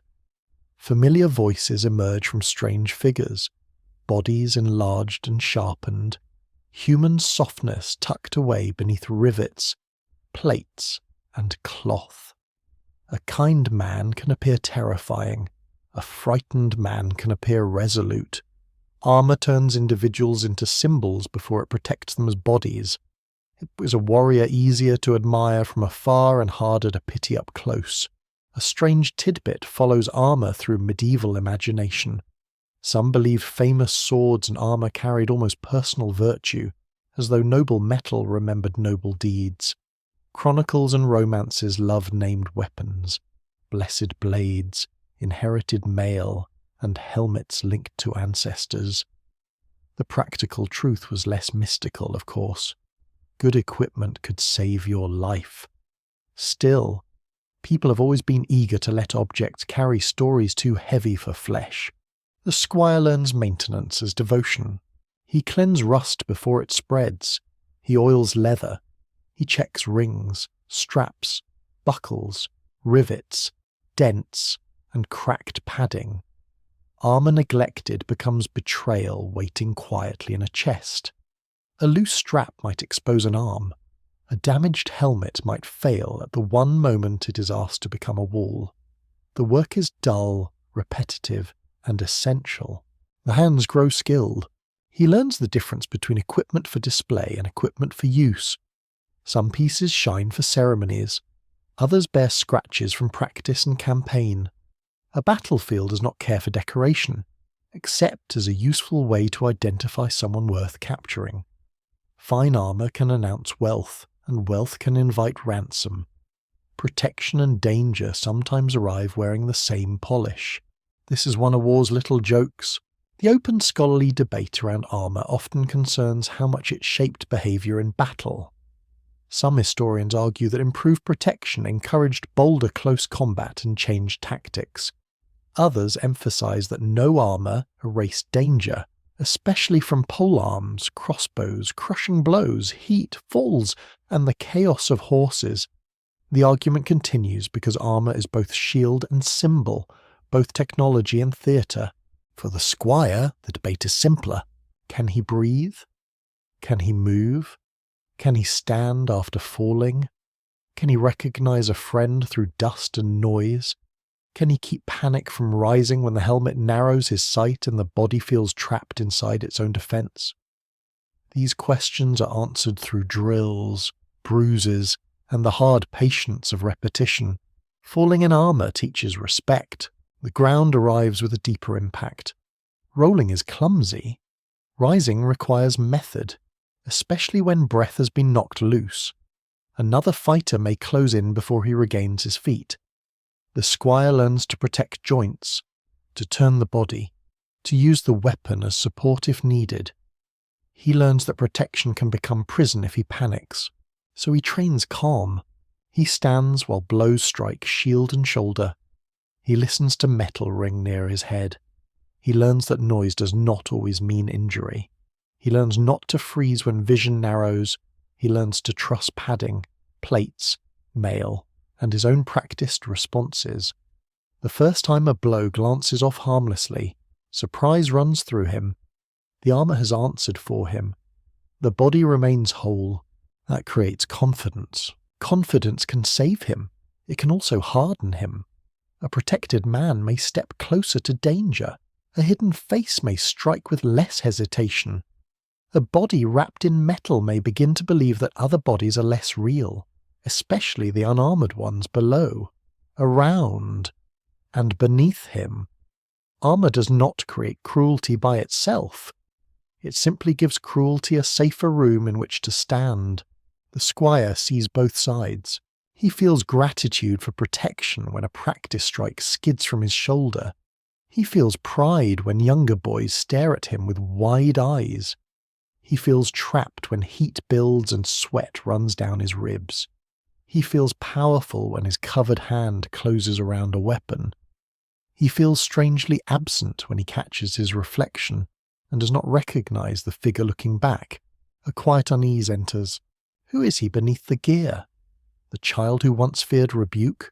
The youth who serves a knight? The future warrior admired by others? Or the shape now standing in metal, harder to wound and harder to read? The armour does not answer. It only waits, patient and shining, for the next body to fill it. Evening settles over the armoury. Dust floats in amber light. Hooks hold empty helmets like silent heads. Mail lies folded in dark pools. A sword belt rests across a chest. The squire removes each piece slowly, feeling his body return by degrees. Air touches damp skin. Shoulders lighten, sound opens again, the world widens. Yet something remains. When the metal is gone, he still carries the memory of it. He knows now how it feels to be hidden and enlarged, protected and burdened, human and less human. Steel has covered his skin, but it has also taught him a new posture of the soul. It has shown him that fear can be masked, doubt can be muffled, and a boy can disappear behind the image expected of him. The armour waits in the dark. So does the person it is making. Mercy becomes complicated when it enters the marketplace. The squire learns this not from sermons, but from prisoners. They arrive with mud on their boots, torn sleeves, bruised faces, and guarded eyes. Some are noble, some are common, and the difference matters immediately. A captured knight may be treated as a valuable guest under watch. A captured foot soldier may receive far less courtesy. In war, even suffering has rank. That lesson is hard to forget. The camp changes when prisoners are brought in. Men gather, not always from pity, often from interest. Who is he? Whose banner did he ride under? What family holds his lands? What ransom might be paid? A wounded nobleman can become an investment. His life may be spared because he's worth more breathing than dead. Mercy, the squire discovers, can arrive carrying an account book. This is not the mercy of chapel windows. It is colder and more practical. Medieval warfare among elites often involved ransom, especially for captured nobles and knights. Records from England and France confirm that prisoners of rank could be exchanged for money, political advantage, or negotiated release. Historians at Oxford have described ransom as a major feature of aristocratic war, binding violence to economy and status. The knightly world praised honour, but it also counted coins very carefully. The squire watches a prisoner drink from a cup. The man's hands shake slightly. He tries to hide it. His captors pretend not to notice, because everyone understands that tomorrow the roles might reverse. This is one of the strange courtesies of elite violence. A knight may strike another from the saddle, threaten him, seize him, and then speak politely over bread once capture is secure. The shift can feel almost absurd. Perhaps it is absurd, but it has rules. A noble prisoner may give his word, promise payment, and even be allowed certain comforts. His captor may protect him from rougher hands, not always from kindness, but because damaged property loses value. The squire hears men discuss ransom shares, legal claims, and disputes over who truly captured whom. Apparently, even glory needs paperwork. Medieval people, in their own way, could turn chaos into administration with impressive speed. The squire begins to see mercy as layered. There is mercy born from compassion. There is mercy shaped by religion. There is mercy demanded by reputation. There is mercy calculated for profit. There is mercy given because killing would be inconvenient. These forms may look similar from a distance, but up close they have different faces. The boy must learn to recognize them all. He must also learn their limits. A common soldier captured in the same fight may not be treated with equal care. If he has no ransom value, no noble name, and no powerful lord to bargain for him, his fate depends on circumstance. He may be released, recruited, beaten, enslaved in labour, exchanged, or killed. Local custom, anger, resources, and fear all matter. A hungry army is rarely sentimental. The squire sees the difference. It unsettles him, not because he has never heard that rank matters. Rank has ruled his life since childhood, but seeing rank decide the value of a captive body gives the idea a sharper edge.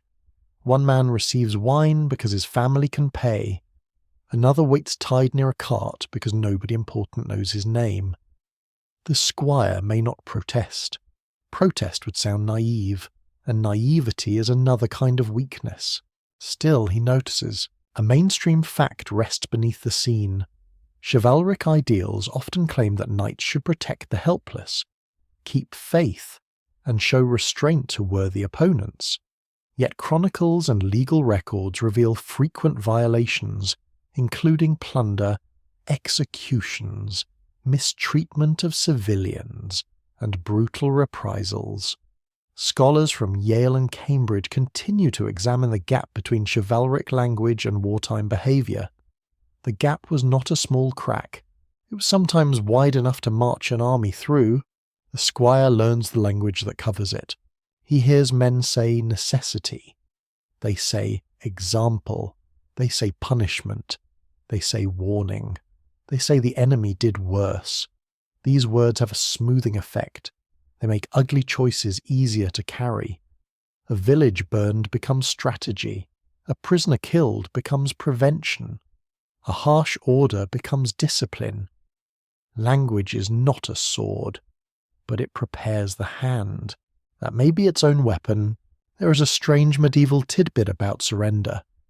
In some battles, a man might cry out to a specific opponent, offering himself as prisoner to someone of rank in hopes of better treatment. The act was desperate and practical. Choose your captor if choice remains. Better a lord who wants ransom than a frightened soldier with a knife and no patience for formalities. The squire hears such stories around fires. They are told with laughter, but the laughter is thin. Everyone knows the terror inside them. Surrender requires trust in rules that may fail. Mercy depends on recognition, timing, and the mood of armed men. A raised hand may save a life. It may also arrive too late. War does not pause to check intentions neatly. The young man is taught when to spare. A noble opponent who yields may be protected. A fleeing enemy may be pursued if command demands it. A civilian might be left untouched under certain agreements, or stripped of goods if the army needs supplies. A castle garrison might be spared after negotiation, or punished after resistance. The squire learns that mercy is not a simple virtue here. It is a decision shaped by rank, advantage, orders, and witnesses. Witnesses matter greatly. A knight known for faithlessness may lose trust. A knight known for generosity may gain honour. A knight who kills valuable prisoners may anger those expecting ransom. Reputation travels faster than carts and survives longer than excuses. The squire sees men perform mercy in public, making sure others understand their restraint. Goodness may be real, but it also appreciates an audience. Medieval honour rarely disliked applause. The debate among historians remains open over whether chivalry genuinely reduced violence or mainly refined violence among elites. Some scholars argue that codes of conduct created meaningful restraints, especially between noble opponents. Others answer that these restraints often excluded peasants, townspeople, and lower soldiers, leaving most of the population outside the circle of honour. Both views hold uncomfortable truths. The squire lives inside that discomfort. He may be ordered to guard a prisoner through the night. The man sits near a post with a cloak over his shoulders. The fire burns low. Sparks rise into darkness. The prisoner asks for water, and the squire brings it. Their hands nearly touch around the cup. For a moment, the enemy is not a banner, not a ransom, not a category. He's tired, cold, thirsty, and trying not to seem afraid. The moment is small. It can be dangerous. Human recognition complicates training. It is easier to strike an idea than a person. The squire has been taught names of enemies, symbols of enemies, claims against enemies. Yet here is one man breathing in the same cold air. Perhaps he has a younger brother. Perhaps he once missed home. Perhaps he also learned silence in a hall, and horses in a stable, and prayers by candlelight. The thought passes quickly. He may push it away. He has work to do. Too much tenderness can weaken the hand, or so he has been taught, but the mind keeps such fragments. They settle like ash in corners that no sweeping reaches. Later, perhaps years later, he may remember the prisoner's fingers around the cup more clearly than the fight itself. Mercy also teaches power. To spare someone is to stand above him. To accept surrender is to decide that another man's life continues because your hand allows it. This can humble a person or corrupt him. The squire sees both possibilities in the faces of older men. Some become solemn after capture. Others grow expansive, pleased with their own magnificence. Nothing reveals character quite like having power over the frightened. The lesson darkens. Killing is one form of domination. Sparing can be another. The knightly world raps both in language of honour, but the person beneath the armour must still choose how to hold power. Does he mock the prisoner? Does he bind him too tightly? Does he share bread? Does he remember that fortune turns like a wheel in every sermon, every story, every battlefield rumour? The squire learns caution by dawn. The prisoner may be moved, a messenger may be sent, a ransom may be negotiated, the camp returns to its habits, feeding horses, repairing gear, counting supplies, and pretending that moral questions can be packed beside spare straps. The squire's face remains composed. His hands continue their duties. Inside, something has shifted. He understands now that the trained killer is not simply taught to end life. He is taught to measure life.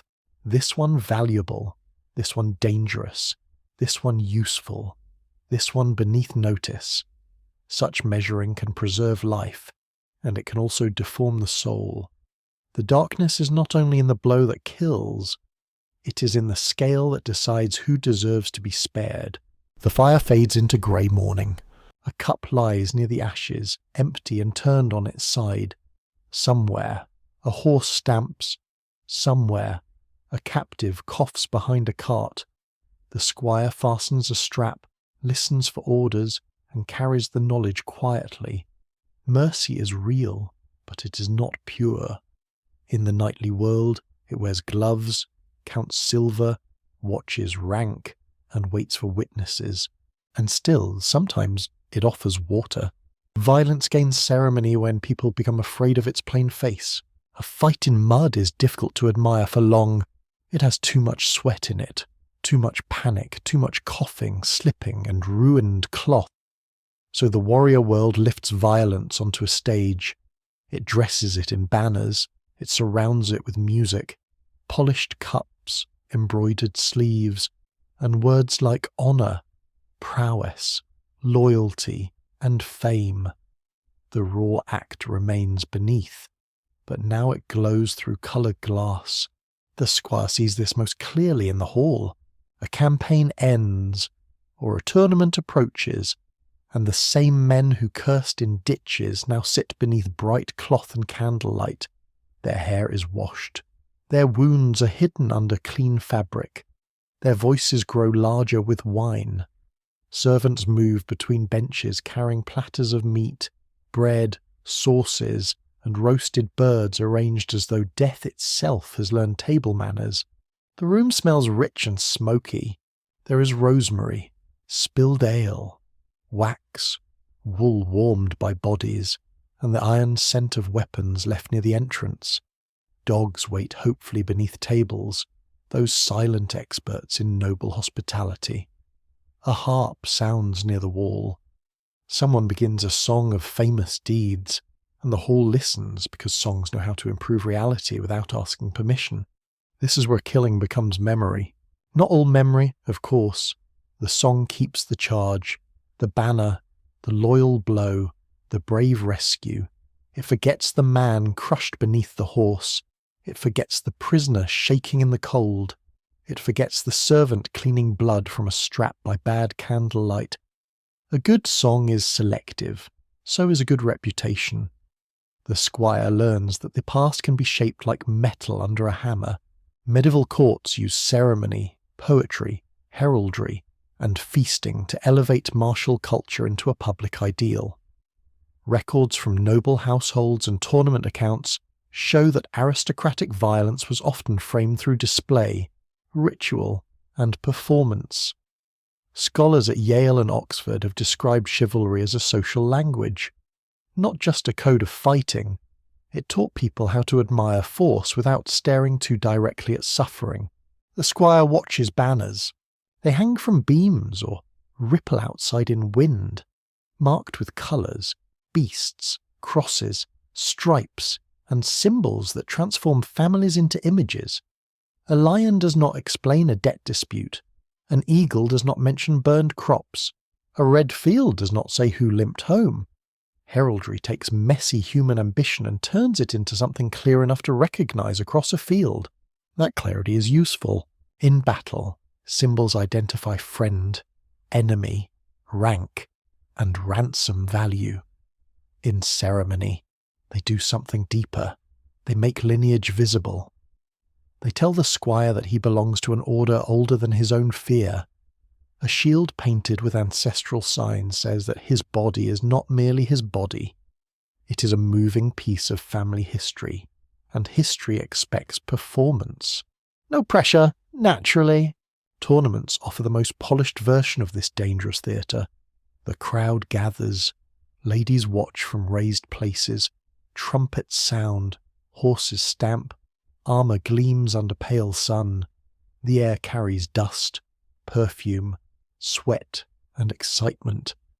Men ride out to prove skill before witnesses, and the boundary between practice and real harm grows thin as a blade's edge. A mainstream fact stands firmly here. Medieval tournaments began as rough group combats and gradually developed more regulated forms, including jousts and elaborate courtly spectacles. Historians from Cambridge have traced how these events trained warriors, displayed wealth, built alliances, and created reputations. They were never merely games. They were public auditions for honour. The squire feels the pull of it. A knight rides past in polished gear, and the crowd reacts before any blow is struck. Appearance already wins half the battle of memory. The horse is groomed, the shield is painted, the lance is straight. The surcoat moves brightly over armour. For a moment, violence looks beautiful.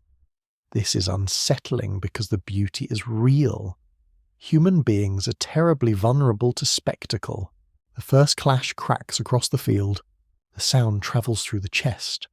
Lances break, horses surge, armour rings. The crowd gasps, then cheers. A man falls heavily, and attendants rush forward. If he rises, applause rewards him. If he does not, the mood tightens, then rearranges itself. Ceremony knows how to recover. It must. Too much silence would let truth enter the field. There is a quirky tidbit from tournament culture. Knights sometimes entered events in disguises or with theatrical costumes, adopting mysterious identities, romantic devices, or extravagant decorations. One can only admire the confidence of a man who prepares for violent impact and still finds time for a fashion. Medieval masculinity, apparently, had a wardrobe department, yet beneath the colour lies instruction. The squire learns that violence must be seen to matter socially. A private act may be practical, but a public act becomes reputation. Courage requires witnesses, generosity requires witnesses, mercy, victory, endurance, and even grief are strengthened when performed correctly before the right eyes. The hall and the field teach him that identity is built in public. He begins to understand applause as discipline, praise encourages risk, songs polish memory, feasts reward survival, ladies' glances, whether sincere or simply expected, become part of the machinery. A young man may ride harder because someone is watching from the gallery. He may hide pain because a rival is near. He may pursue danger because honour has been made visible, edible, musical, and social. That is powerful magic, not supernatural magic, although the age certainly enjoyed that too. This is social magic, the kind that turns fear into duty and injury into story. A bruised shoulder becomes proof of bravery. A cracked rib becomes almost amusing if told well over wine. A captured opponent becomes evidence of prowess. The body pays, and ceremony translates the cost into status. Open scholarly debate continues around whether chivalric ceremony softened warrior culture or intensified it. Some historians argue that ritual and courtly expectation restrained violence by placing it under rules and ideals. Others suggest that the same rituals glamorized aggression and encouraged noble youths to seek danger for reputation. The answer may rest uneasily between those positions, because ceremony can restrain the hand while teaching the heart to desire applause. The squire stands inside that tension. He may serve at a feast where a victorious knight receives praise. The man laughs modestly, or pretends to. A storyteller enlarges the deed. Details stretch like warm wax. The enemy becomes stronger. The danger becomes greater. The brave moment becomes cleaner. By the end of the telling, the squire almost sees what the room wants him to see. Almost. But he also remembers the torn strap, the anxious horse, the smell of fear beneath the helmet. He remembers that the glorious man needed help removing his armour because his fingers shook from exhaustion. The song does not include that. Songs rarely enjoy trembling fingers. They prefer raised swords, which are easier to rhyme with glory. Still, the squire is not immune. He wants the song someday. He wants his name spoken warmly by firelight. He wants banners to matter because he wants his life to matter. There is nothing foolish in that longing. A young man living near death naturally reaches for remembrance. Ceremony offers him a bargain. Risk yourself, and perhaps you will not vanish. That bargain is ancient. It is older than castles, older than coats of arms, older than the languages spoken in the hall. Human beings have always tried to make danger meaningful by surrounding it with rhythm, costume, story, and shared gaze. The nightly world simply gives this impulse a polished saddle and a silver cup. Night deepens around the feast. Candle flames tremble. Wine darkens in bowls. The harpist lowers his hands. Outside, the yard is cold, and the horses sleep standing in their stalls. Inside, men continue shaping the day into memory. Their words cover fear with laughter, violence with honour, exhaustion with pride. The squire listens, learning not only what happened, but how what happened must be told. This may be the sharpest lesson of ceremony. The world does not remember events exactly as they are lived. It remembers what powerful people repeat. It remembers what singers carry, what families pay to preserve, what shields display, what halls applaud. The boy becoming a killer is also becoming a story, and the story may one day hide the boy from himself. The candles burn lower, a cup is raised, a name is praised. Somewhere beneath the music, beneath the banners, beneath the fine words, the old muddy truth remains waiting. But for now, the hall glows warmly, and violence sits among the guests wearing its best clothes. Fear is trained away by teaching it to wear another name. No one truly removes fear from a young warrior. That would be convenient. And history is rarely so generous. Fear stays in the body, curled beneath the ribs, waiting for hoofbeats, shouting, darkness, or the sudden wet sound of someone wounded nearby. Training does not make it vanish.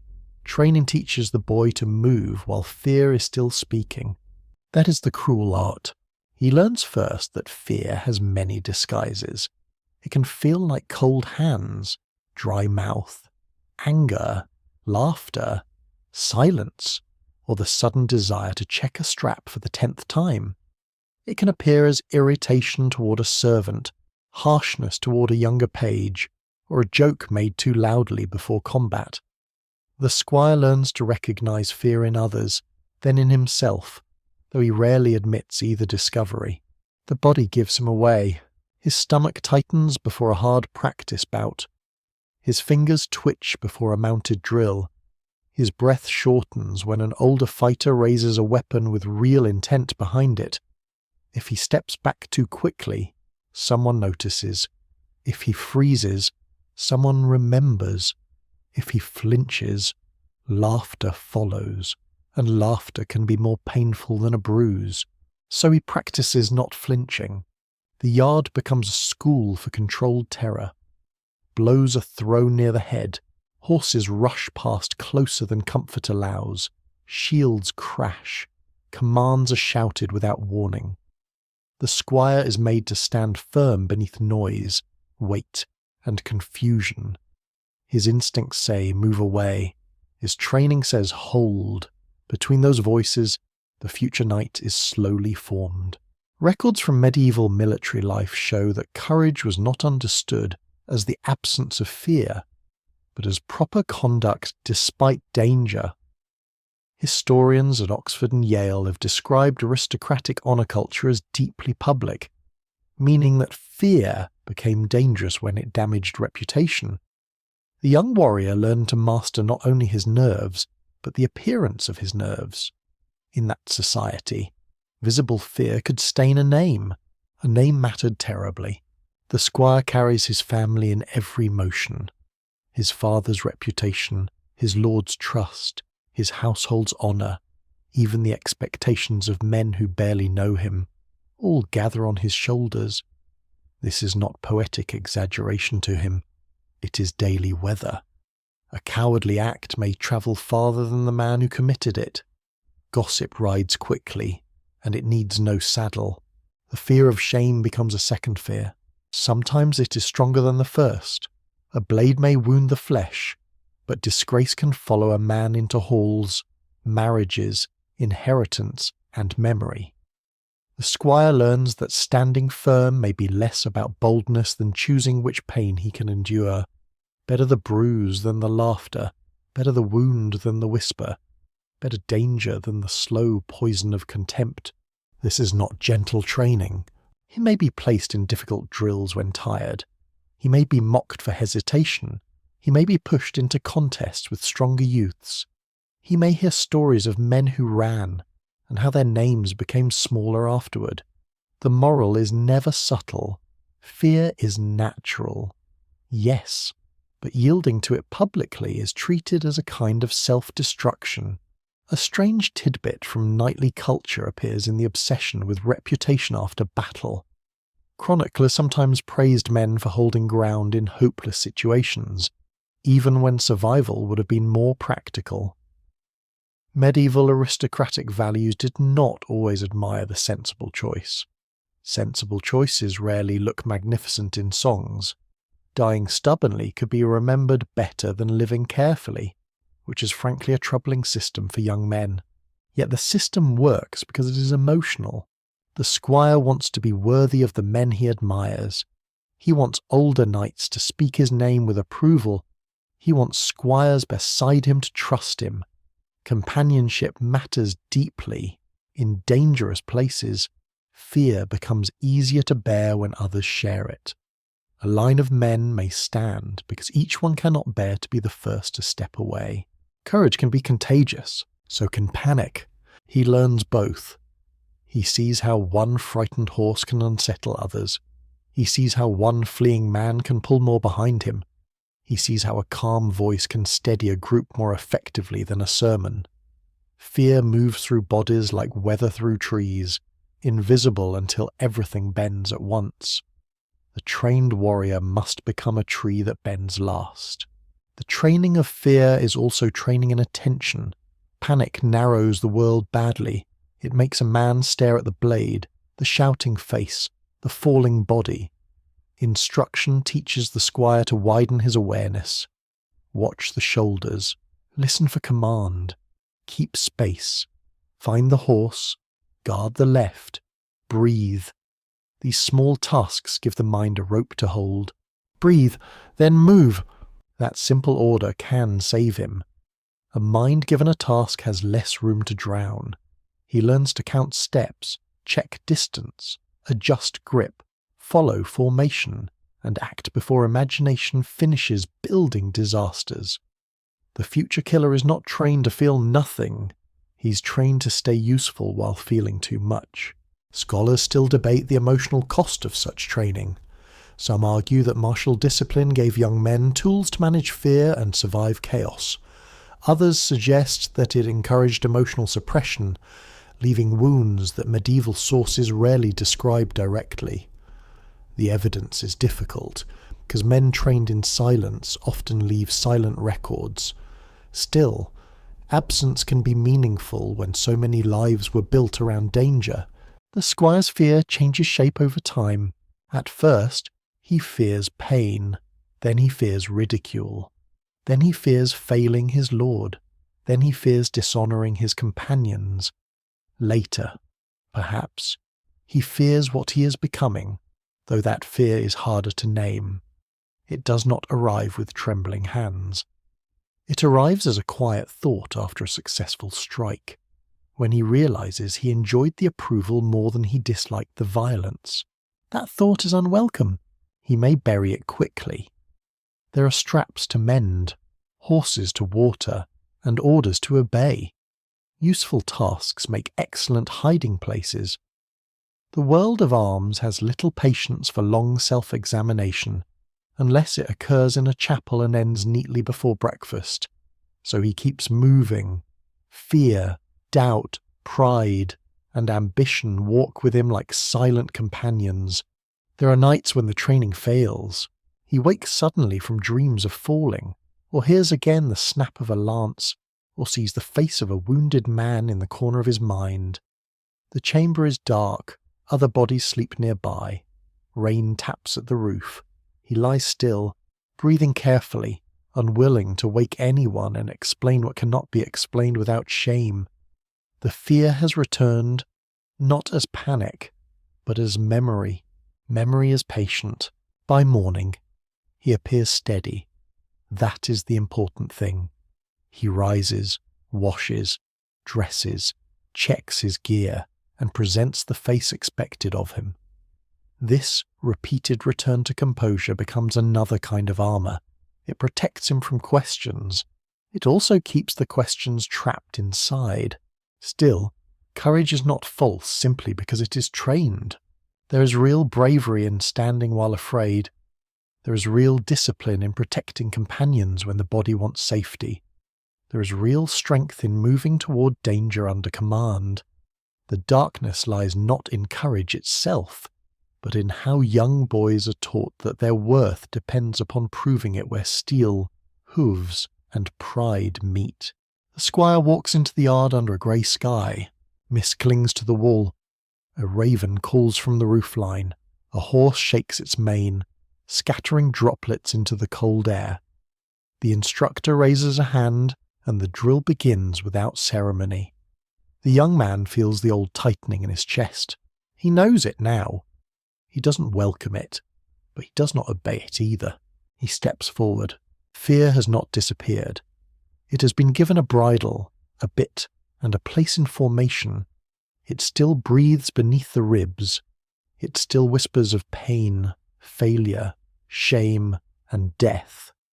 But the squire has learned to answer with movement, not peace, not certainty, movement. And sometimes, that is what a warrior is, knighthood seals the transformation with touch, prayer, and steel. The ceremony may begin in darkness, when the hall has quieted and the chapel holds only a low flame. The young man waits with tired eyes and a body that has known years of service, bruises, obedience, and expectation. He is no longer small. Yet in the hush before the rite, some part of him may feel strangely young again, as if every old fear has returned to stand beside him. The night is cold. Stone gathers the chill and gives it back through his knees. Wax smoke curls upward in thin, pale threads. The altar cloth lies still. A sword rests nearby. Not as a tool for practice, not as a burden to clean, but as an object surrounded by meaning. The air smells of candle wax, iron, wool, and the faint dampness of old walls. He keeps vigil. Perhaps he prays. Perhaps he tries to pray and finds his mind wandering toward the yard, the stable, the camp, the faces of men he has served. Perhaps he thinks of home, though he's been away so long that home itself has changed in memory. Childhood no longer waits for him there. It has become a room with the door closed. The vigil is meant to purify, at least, that is the language around it. In some medieval traditions, the future knight might bathe, dress in symbolic clothing, hear mass, confess sins, and spend time in prayer before receiving alms. Historians from Cambridge and Oxford have studied how the dubbing ceremony blended religion, aristocratic status, and military identity. It presented knighthood as more than promotion. It made it feel like a consecration. That matters deeply. A man can be trained for violence by habit. A ceremony tells him that the habit has become destiny. The years behind him are gathered into one moment, and that moment is made public, sacred, and difficult to refuse. The household, the lord, the priest, the family, the witnesses, all stand around the threshold. The young man steps through, but the doorway was built long before he reached it.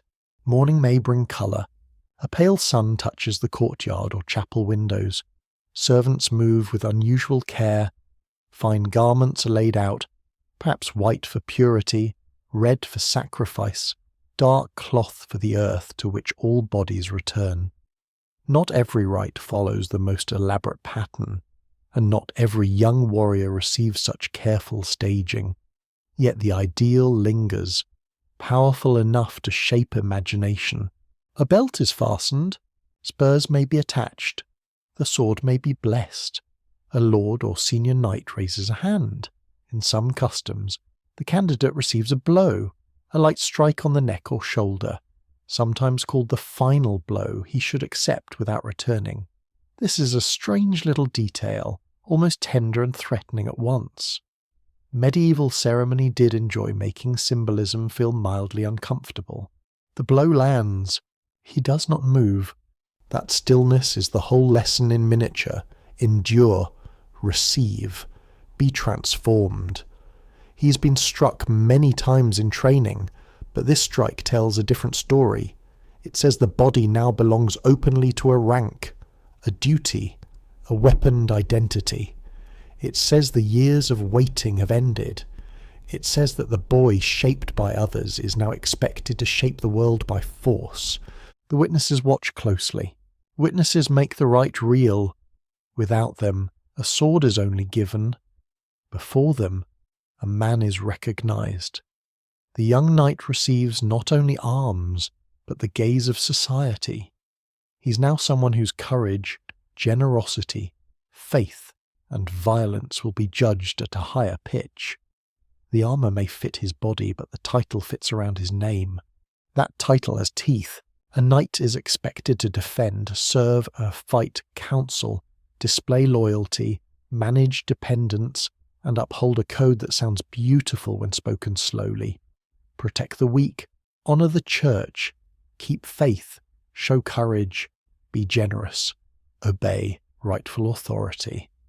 These ideals are noble enough to make the heart soften, and vague enough to survive almost any contradiction. Medieval society was gifted at that. The young man hears them anyway. He may believe them. Belief is not foolish here. Many knights surely wish to be just, brave, faithful, and honourable. The dark truth is not that ideals are always lies. The dark truth is that ideals can walk beside violence without stopping it. A man may sincerely promise mercy and still live in a world that rewards conquest, ransom, intimidation, and bloodline ambition. There is the wound inside the ceremony. A mainstream fact stands beneath the polished rite. Knighthood was never only a military achievement, it was a social rank, a legal identity in many regions, and an economic burden tied to land, equipment, service, and public expectation. Universities such as Yale and Stanford have explored how medieval elites used ritual to create and reinforce social order. The ceremony did not merely honour the warrior, it made the warrior useful to the structure around him. The newly made knight may feel pride rise like warmth. Who would not? He has endured years of training. He has served, fallen, risen, watched, obeyed, and survived. Now people look at him differently. Older knights may nod, younger boys may stare, servants may step aside with fresh caution. His family may feel satisfaction, relief, or calculation. A lord may see in him a valuable blade with a name attached. The moment is intoxicating. It is also binding. The sword belt around his waist is not decoration. It is a promise that can be called upon. The spurs at his heels are not ornaments. They are reminders of the mounted world that now claims him. The prayers spoken over him are not soft curtains, but cords. They tie his violence to morality, his ambition to duty, his fear to reputation, and his body to command.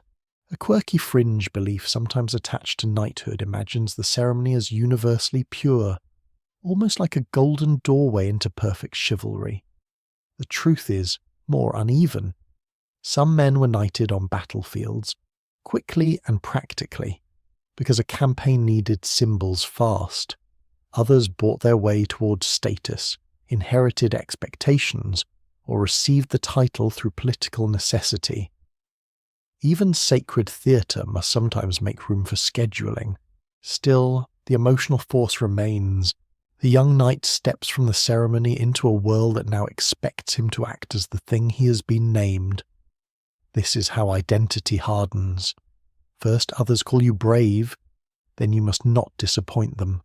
First they call you protector, then you must decide who counts as protected. First they call you noble, then you learn how easily noble language can excuse ordinary hunger for advantage. Scholars continue to debate whether the dubbing rite was primarily spiritual, social, military, or theatrical. The most convincing answer may be that it was all of these at once. Human societies rarely waste a powerful ceremony on a single purpose. The rite blessed, promoted, displayed, disciplined, and claimed the young man in one carefully arranged movement. He feels the weight immediately. The hall sounds different when people address him. The yard feels different when he crosses it. Even the stable seems altered, though the horses care nothing for titles and continue chewing with democratic indifference. That may be useful. A horse can remind a new knight that dignity still falls off saddles. For a moment he may smile, then the smile fades into thought. He has been given honour, but honour is hungry. It must be fed with conduct, risk, generosity, loyalty, and sometimes violence. A title once received must be defended against rumour, failure, cowardice, poverty, and time. The ceremony ends, but the performance begins. The sword rests at his side. It is no longer merely an object he cleaned for another man. It is his sign, his burden, his argument with the world. The boy has not disappeared completely. He's still somewhere beneath the new belt, beneath the prayers, beneath the approving voices. But he is quieter now, covered by the name everyone else has agreed to speak. The chapel empties slowly. Candle smoke thins. Footsteps fade along stone. Outside, the morning brightens over fields, walls, roofs, and roads leading toward duties not yet visible. The new knight stands in the doorway, feeling pride, unease, fatigue, and a strange loneliness. The rite has answered one question and opened many more. The weapon has been blessed. The man has been named. The killer returns home carrying more than weapons. He rides beneath a sky that seems wider than memory allowed, along roads bordered by hedges, fields, mills, and sleeping villages. The land is familiar in outline, yet altered in meaning. Childhood once made these distances feel enormous. Now they pass beneath hooves with a steady rhythm, and he measures them like a man who has learned roads through campaign. The air smells of wet grass. A crow lifts from a fence post. Smoke rises from a cottage roof. Somewhere, a dog barks at the sound of horses. The knight's cloak shifts against his shoulders, and the sword at his side taps lightly with each movement. It is an ordinary sound now. That may be the strangest part. What once seemed sacred, thrilling, and frightening has become part of his daily weather. The house appears slowly. A roofline, a wall, a gate, a familiar tree that is smaller than remembered, which feels like an insult from time itself. Servants come out first, because households always hear hooves before they hear explanations. Faces gather. Some are older, some are missing. Children he does not know stare at him with the wide eyes he once gave to armoured men. Now he is the figure in the yard. That realization settles heavily. His family receives him with pride, relief, calculation, and curiosity. A mother may search his face for the boy she surrendered to training years ago. A father may study his posture, equipment, horse, and reputation before allowing tenderness to show. Brothers may compare themselves to him. Sisters may see both stranger and kin. The household welcomes him, but welcome does not undo transformation. Historians at Cambridge and Oxford have noted that knighthood was not merely a battlefield identity. It returned with men into estates, marriages, local lordship, dispute settlement, and household authority. A knight was expected to govern as well as fight, to represent family honour, and to defend property rights. War trained the body, but home tested what that training had done to the soul. You feel the test begin quietly. At supper, he sits in a place appropriate to his new rank. The table is familiar, but the conversations have changed. Or perhaps he has changed too much to hear them as before. Talk turns to boundaries, rents, marriages, debts, harvests, and quarrels with neighbours. These matters once seemed dull beside training and war. Now he understands that many wars begin as dull matters, sharpened by pride. A field boundary can bleed. That's not a metaphor to him anymore. He notices practical weaknesses in the household. A gate hinge neglected, a wall poorly repaired, a horse past its best strength, a steward too confident with accounts. Training has made him observant, and war has made him suspicious. He sees risk where others see routine. This can protect a family. It can also darken a home. His habits arrive with him. He wakes early, even when no horn calls. He checks exits in rooms. He studies guests too carefully. A cup dropped suddenly makes his shoulders tighten before he can stop them.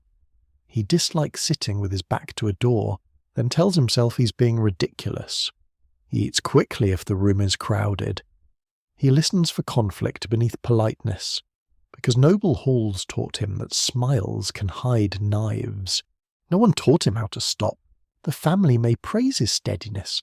They may call him disciplined, matured, properly hardened. These words please and trouble him. The same silence that once helped him endure now makes him difficult to know. A younger relative asks about war, hoping for a song.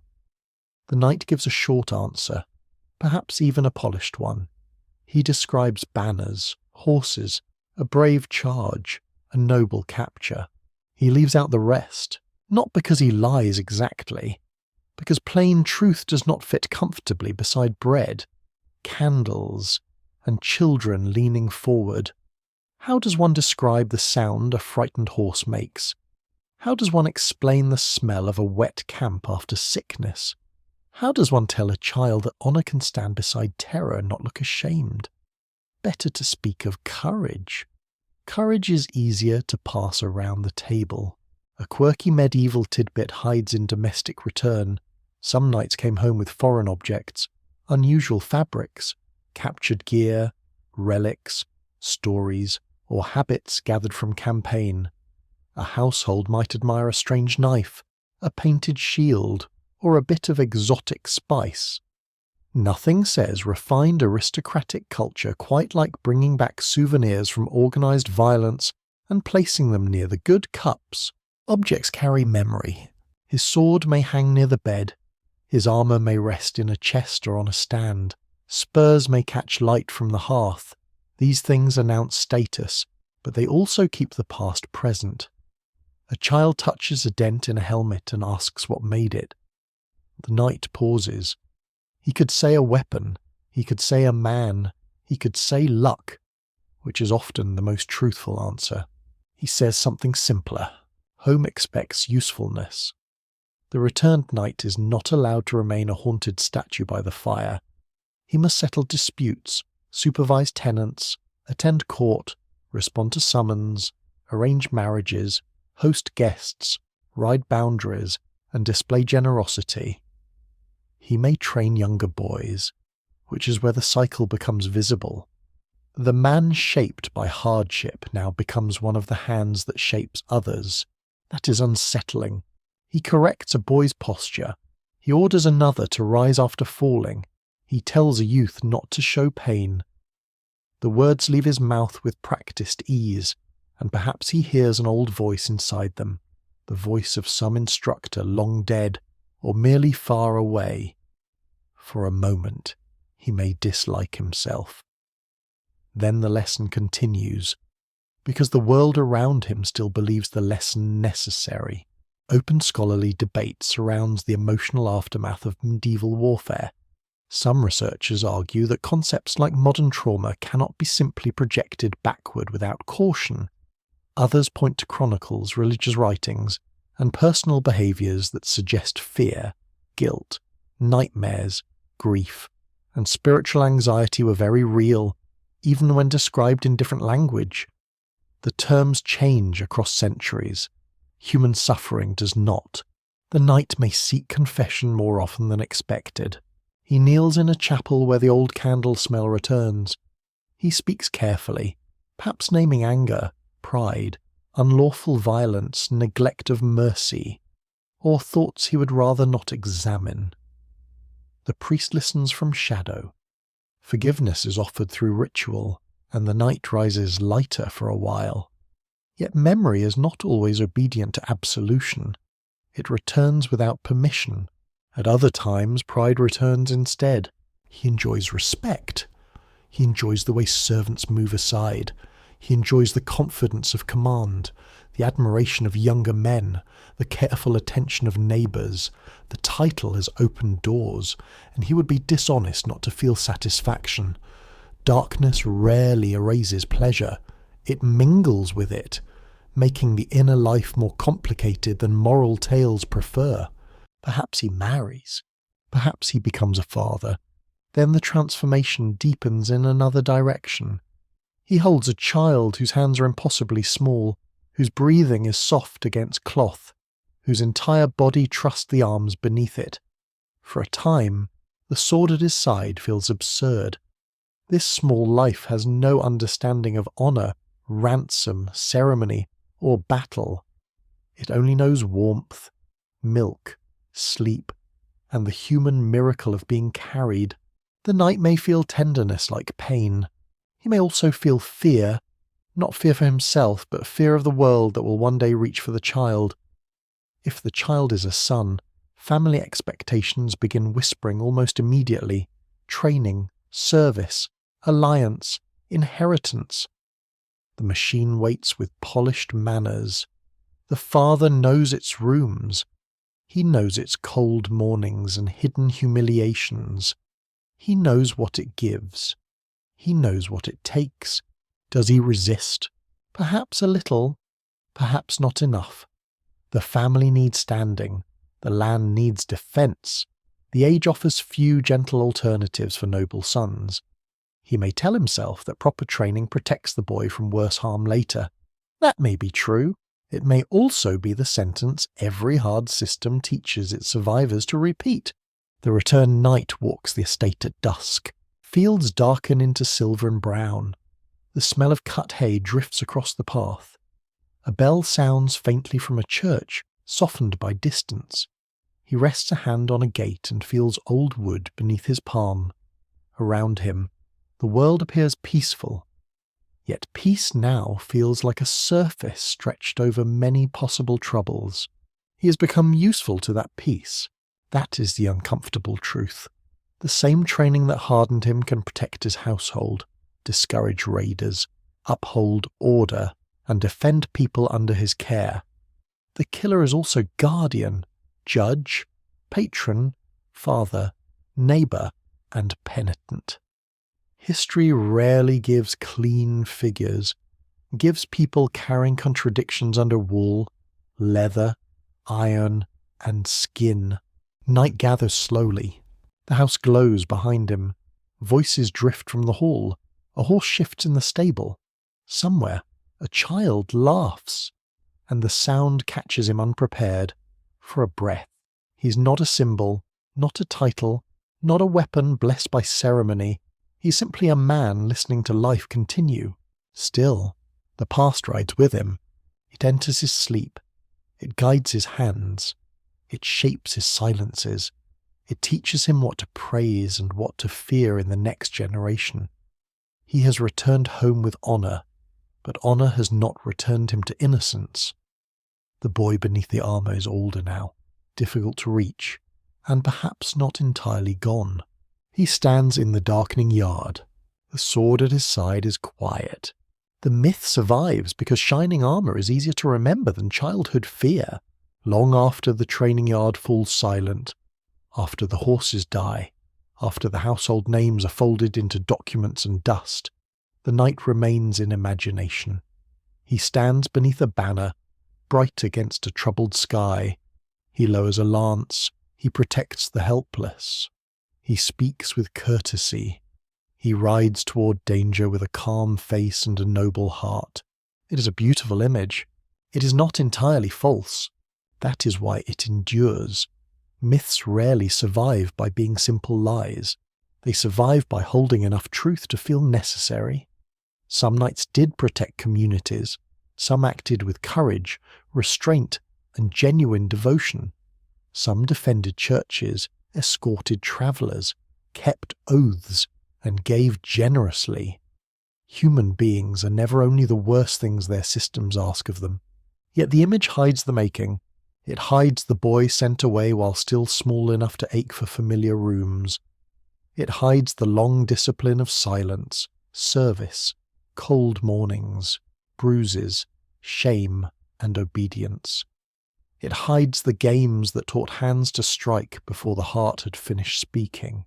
It hides the horse, the armour, the camp, the prisoner, the applause, and the ceremony that turned a trained body into a public symbol. The statue remembers the knight. The shadows remember the child. Medieval literature helped preserve the shining version. Romances, chronicles, songs, and later legends shaped knighthood into a language of quests, courtesy, holy purpose, and heroic identity. Scholars at Oxford, Cambridge, and Yale have long examined how chivalric writing created ideals that both reflected and corrected real aristocratic behaviour. The stories did not simply describe knights. They told knights what they should pretend, attempt, and sometimes genuinely desire to be. This is how culture polishes violence. A hard life becomes a noble calling. A weapon becomes a symbol. A trained killer becomes a defender of order. The transformation is not only medieval. Every age finds ways to decorate the people it sends toward danger. It gives them uniforms, songs, medals, oaths, ceremonies, and stories that make fear bearable for those who fight and those who watch them go. You understand the need. Without stories, the world may feel too raw. Without ideals, power becomes naked and difficult to endure. The trouble begins when the story becomes so bright that it blinds the eye. Then the boy disappears. The training disappears. The cost disappears. Only the gleaming figure remains, clean of mud, free of doubt, untouched by the hands that shaped him. A quirky tidbit lingers in later romantic memory. Many modern images of knights owe as much to 19th century revival, costume design, fantasy art, and cinema as to medieval evidence. The grand shining knight on the perfect horse is often a descendant of historians, poets, museum displays, and stage wardrobes all politely agreeing to make everything more dramatic. History, apparently, keeps hiring stylists. Still, the fascination is understandable. Armour is beautiful. Castles are haunting. Banners move the imagination. The sound of hooves on stone carries an old authority that modern streets cannot quite erase. A sword in a museum case can still gather silence around itself. You stand before it and feel the pull of distance. Someone held this. Someone feared it. Someone cleaned it. Someone may have died because it moved. Museums reveal and conceal at once, A helmet displayed under soft light looks elegant, almost peaceful. Its dents may be labelled carefully. Its date may be debated. Its craftsmanship may be praised. Yet no label can fully return the heat inside it, the breath trapped there, the panic of narrow vision, or the young man trying not to show fear beneath the metal. Objects survive. Sensations vanish first. Historians work against that vanishing.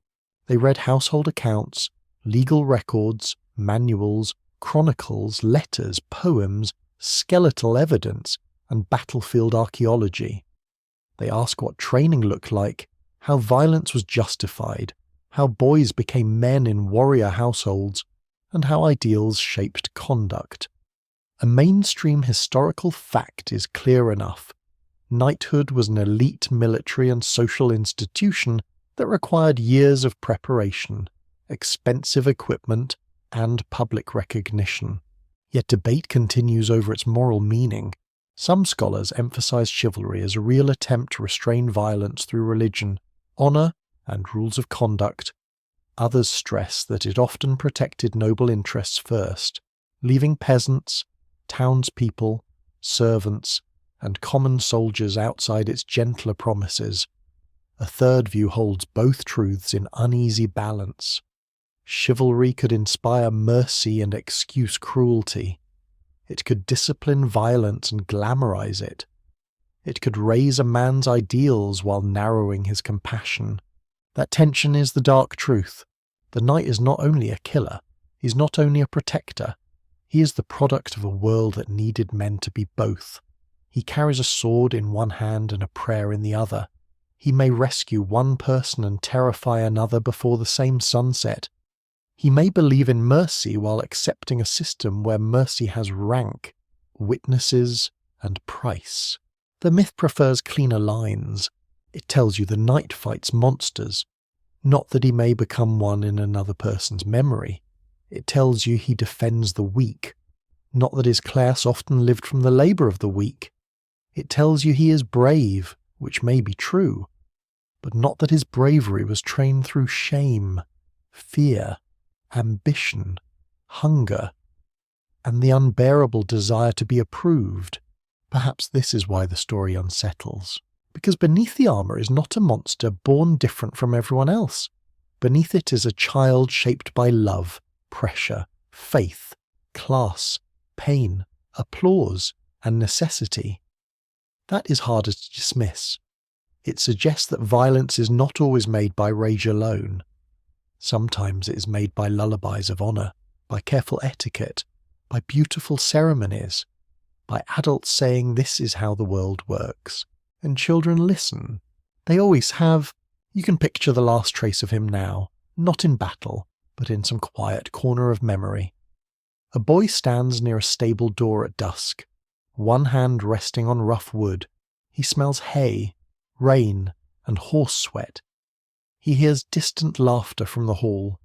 He wants to belong. He wants not to fail. He wants someone powerful to say he is worthy. The whole system enters through that longing. Years later, someone may sing of the knight he becomes. They may praise his courage, his victories, his generous hand, his shining arms. Perhaps the praise is deserved. Perhaps some of it is not. But the song will almost certainly leave out the child by the stable door, because songs prefer heroes already complete. History asks you to look longer, not to destroy the myth entirely, but to see what it covers.